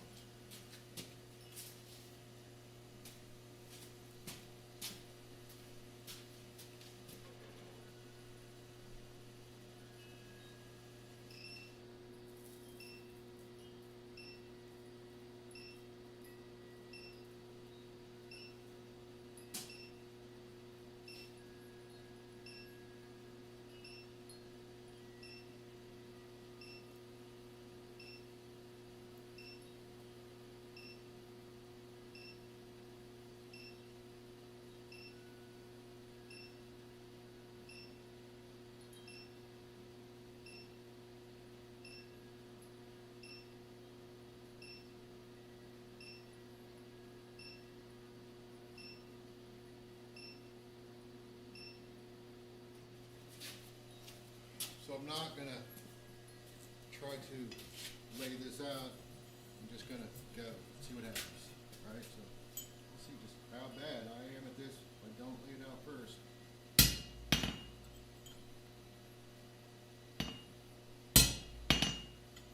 Off. Way off. That's okay. We're gonna make one of them B-holes. It's way off to this side. That's okay. I don't care about that right now.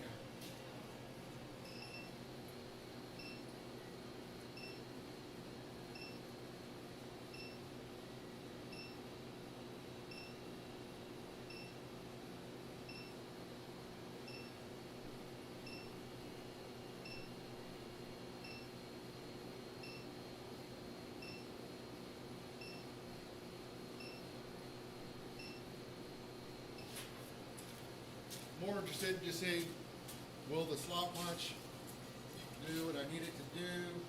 I will try to favor this one way a little bit. See if I can kind of course correct a little bit. Probably not going to be enough.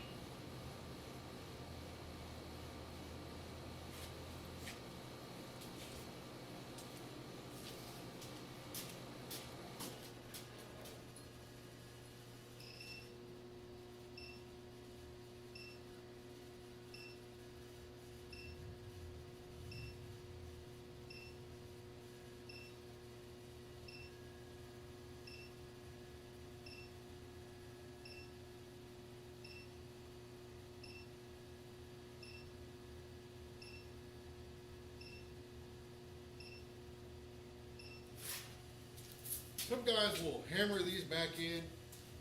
I hate that look. I prefer to just try to get it right.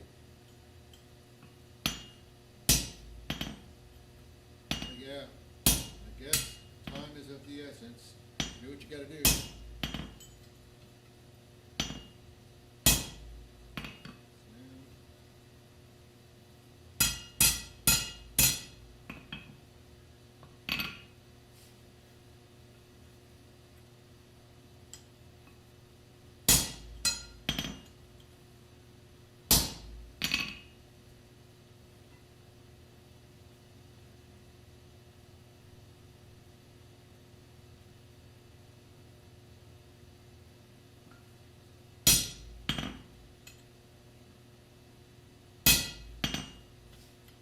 Overcorrected.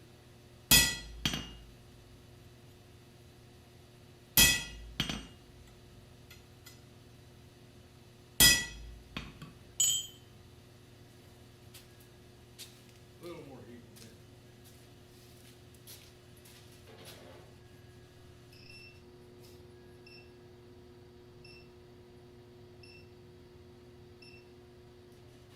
But that's probably all the more heat I needed. It was close.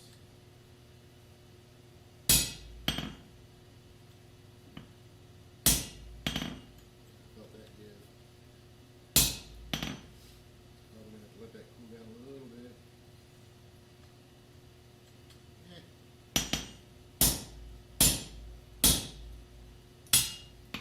Yeah, so I was off. It's fine. I can come on here and just tap that.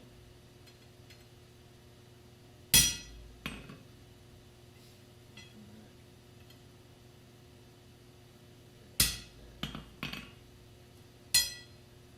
There it is right there.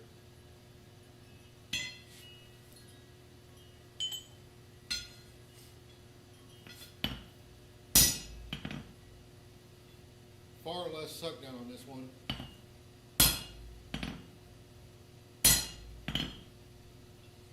And it's straight-ish. Straight. Straight.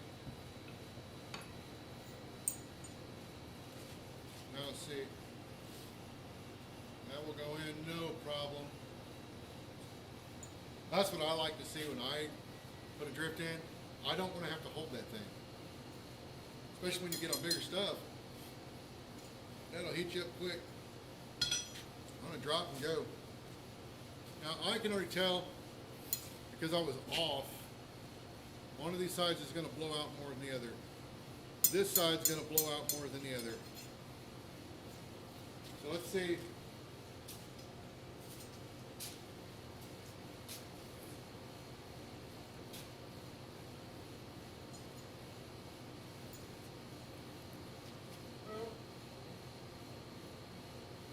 Let's find out now.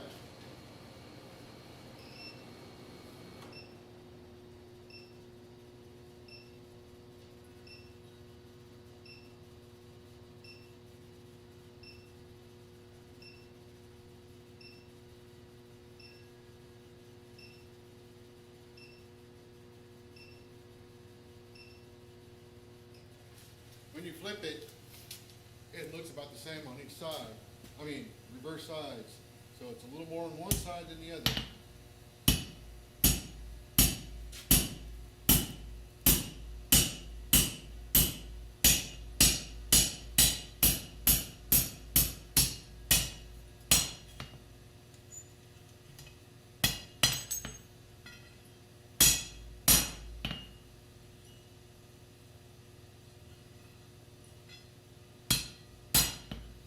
Okay. Better. Where's that other drift go? Here, way down there.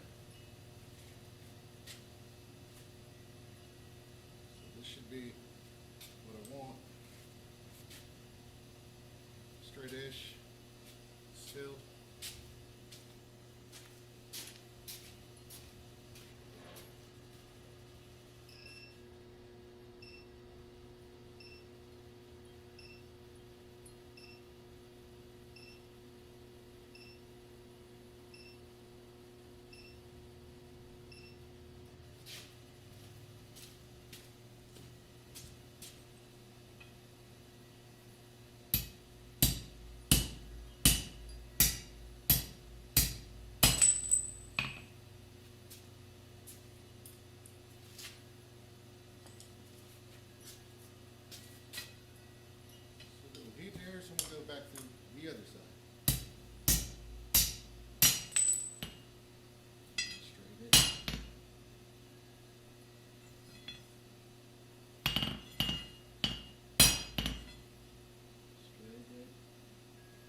it this way.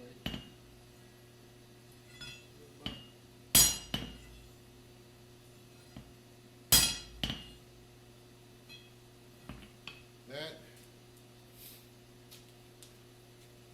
I was off.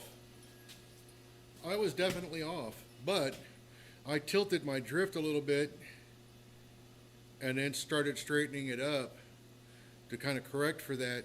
So it wasn't perfectly fixed, and there are other ways to fix it, but I caught that. I knew it was off, so I caught it quickly enough. I was able to do that to a degree. And it's not perfect by any stretch, but it's not bad, and it's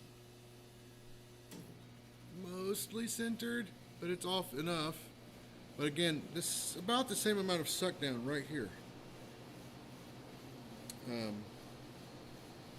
Not that big a deal though.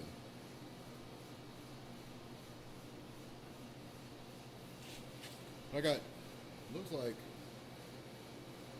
almost full contact, maybe not perfectly, which tells me that my slot punch is probably just a hair too big. What's going on? It's a good fit. It's not too loose.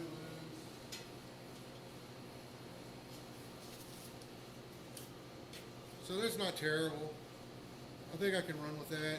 I think my punch might be a hair too big, too wide. So I think I'm going to adjust that punch. Put this down.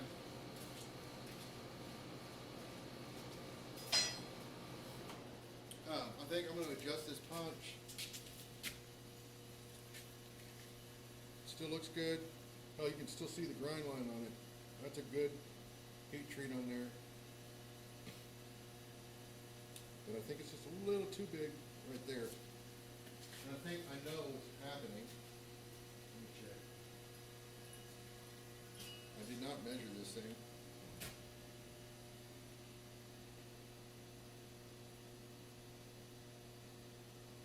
I think when it's, so where I can see where the shine is. So it's right about there. So it's a little bit bigger. Not much. This would do. This would do.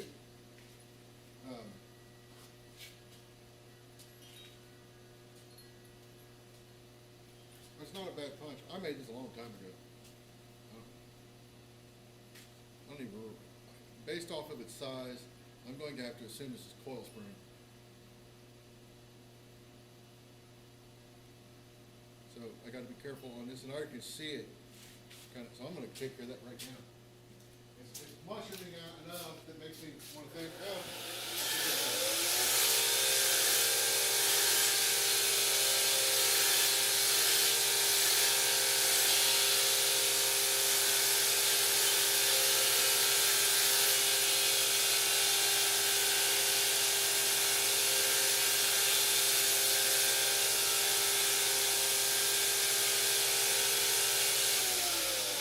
The other thing I'm going to do is keep the end up, the struck end.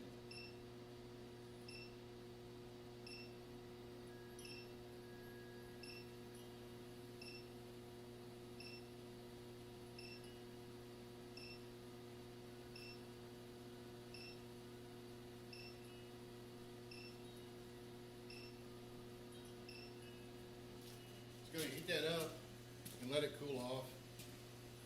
If I had a bucket of vermiculite or something, I would just jam this down in there, but I don't. So I'm going to stick it in a pot of coal.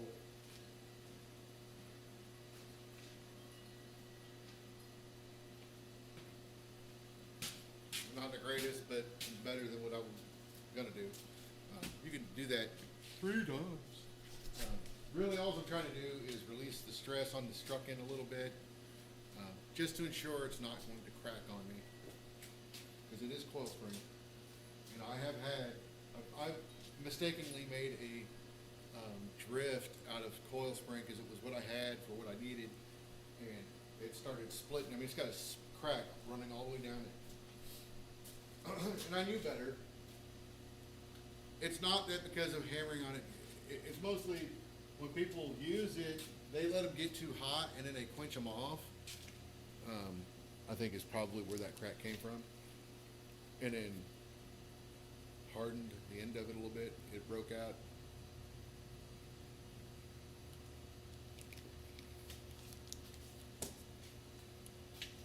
If I want a tougher drift, I'll make them out of sucker rod. Don't quench them.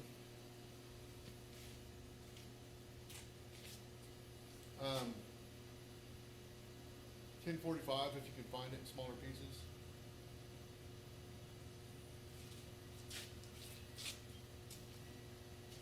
Don't quench it. There ain't no right. You jump in and said, oh, see y'all later. I got work to do. I heard Dana Wright just got some more property. He's turning into the ranch king down in Texas. Farrier life must be a good one. What did I do? Turn into a nerd. What was I thinking? I was thinking, I don't like riding horses.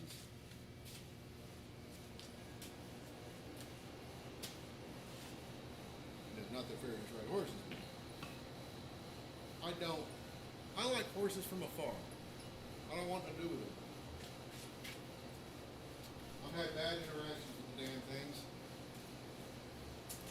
I think they're like crows. They tell their buddies about you. So they all know, hey, this guy doesn't like to be bit. We should bite him. And they like to bite me. Bastards. Just because I'm so sweet.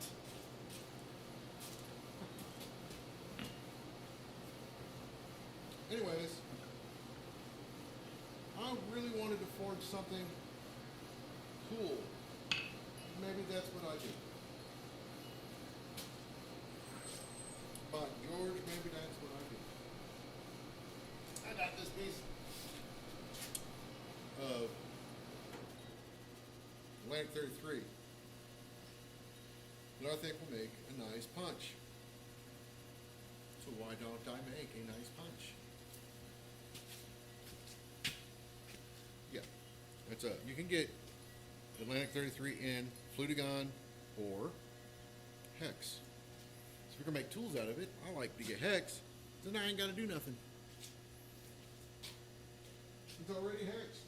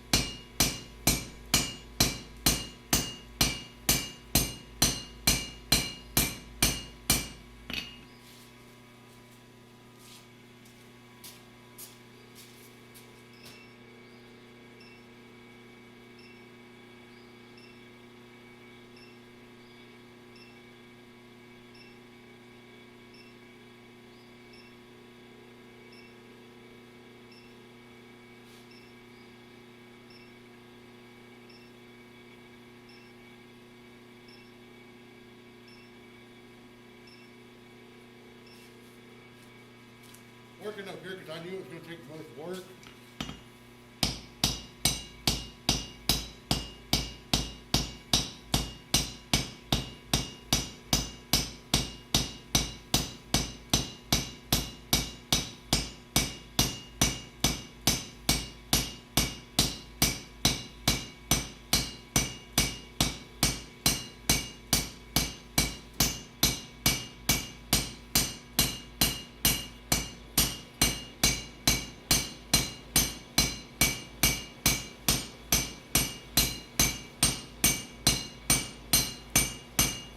By the way, this would be my tool, so I'm going to take my time on it.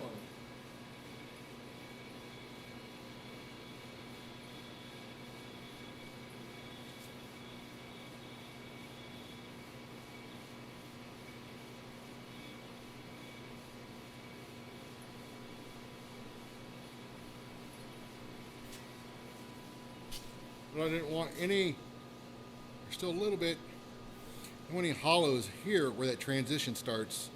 Now down here, I'll get that cleaned up next, but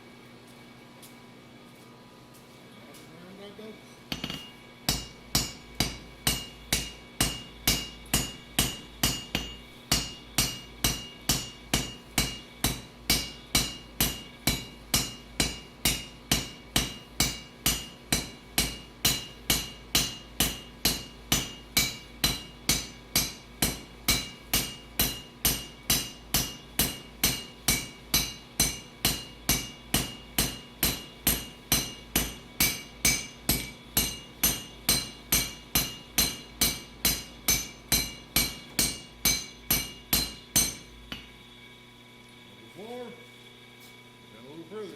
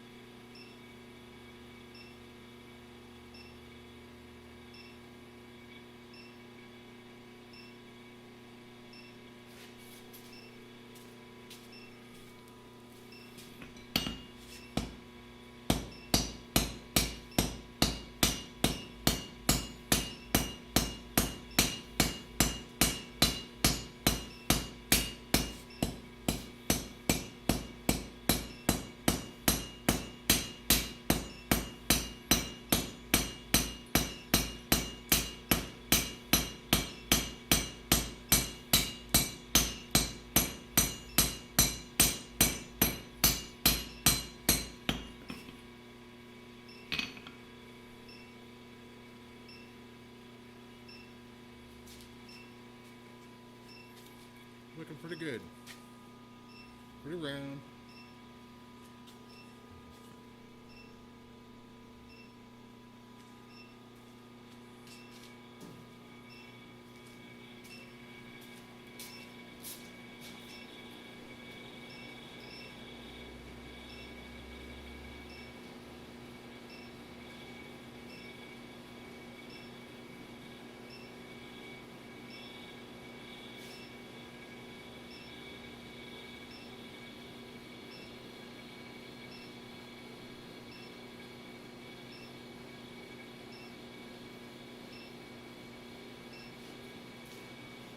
I'm just trying to clean it up now.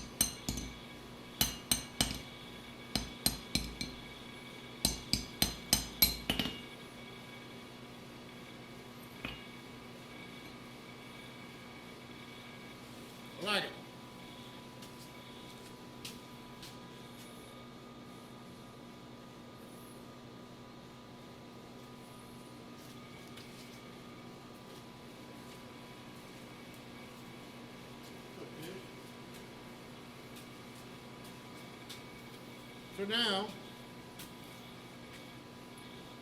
I'm going to try to flatten it out in plane with the hex forging up here. I need to cool this off because this is getting damn hot. It's like damn hot.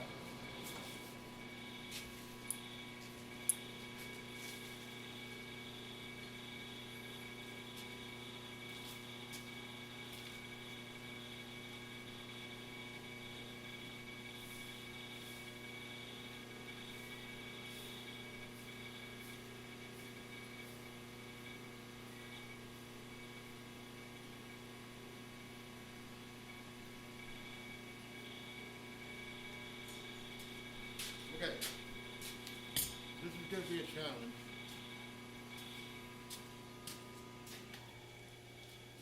Well, I can do it on the big hammer. Move this stuff out of the way. It's going to knock everything down for sure. We'll see.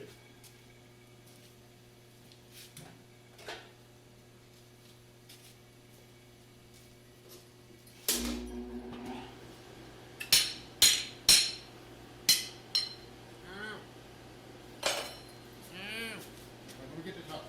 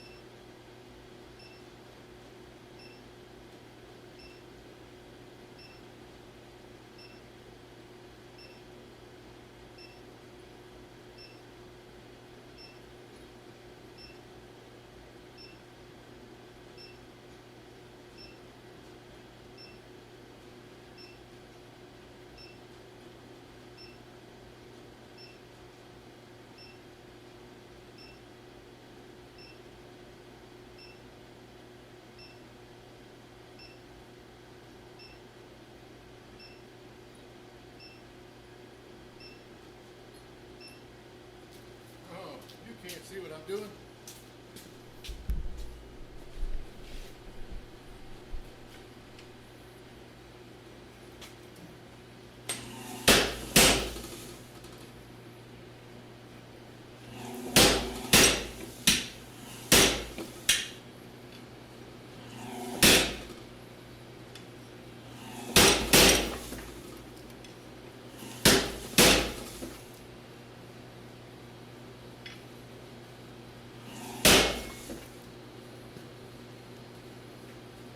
I like it.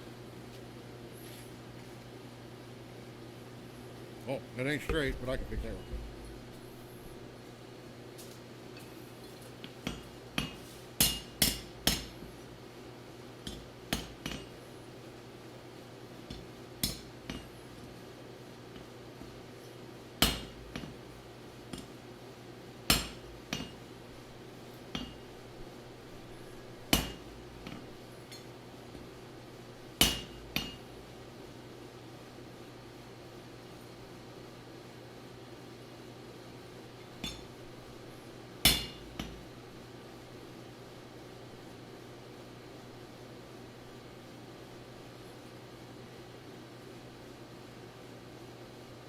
Yeah. I like it. So, what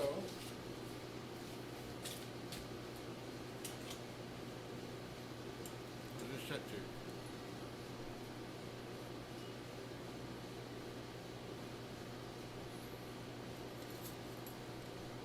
Oh, yeah. Like it.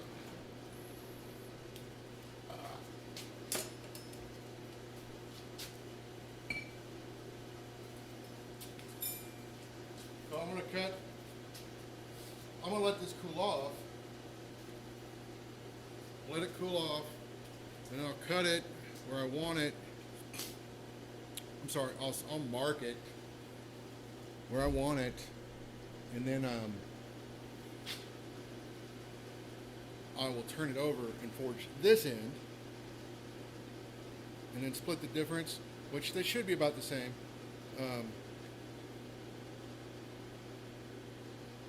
But overall, I'm pretty happy with this. It's not perfect. A little more on one side than the other.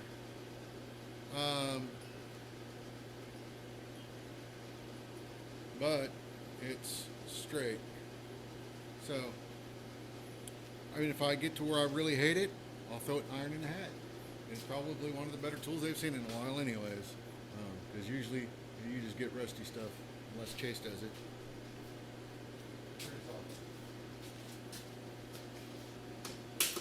Atlantic 33 is nice because it's water quench and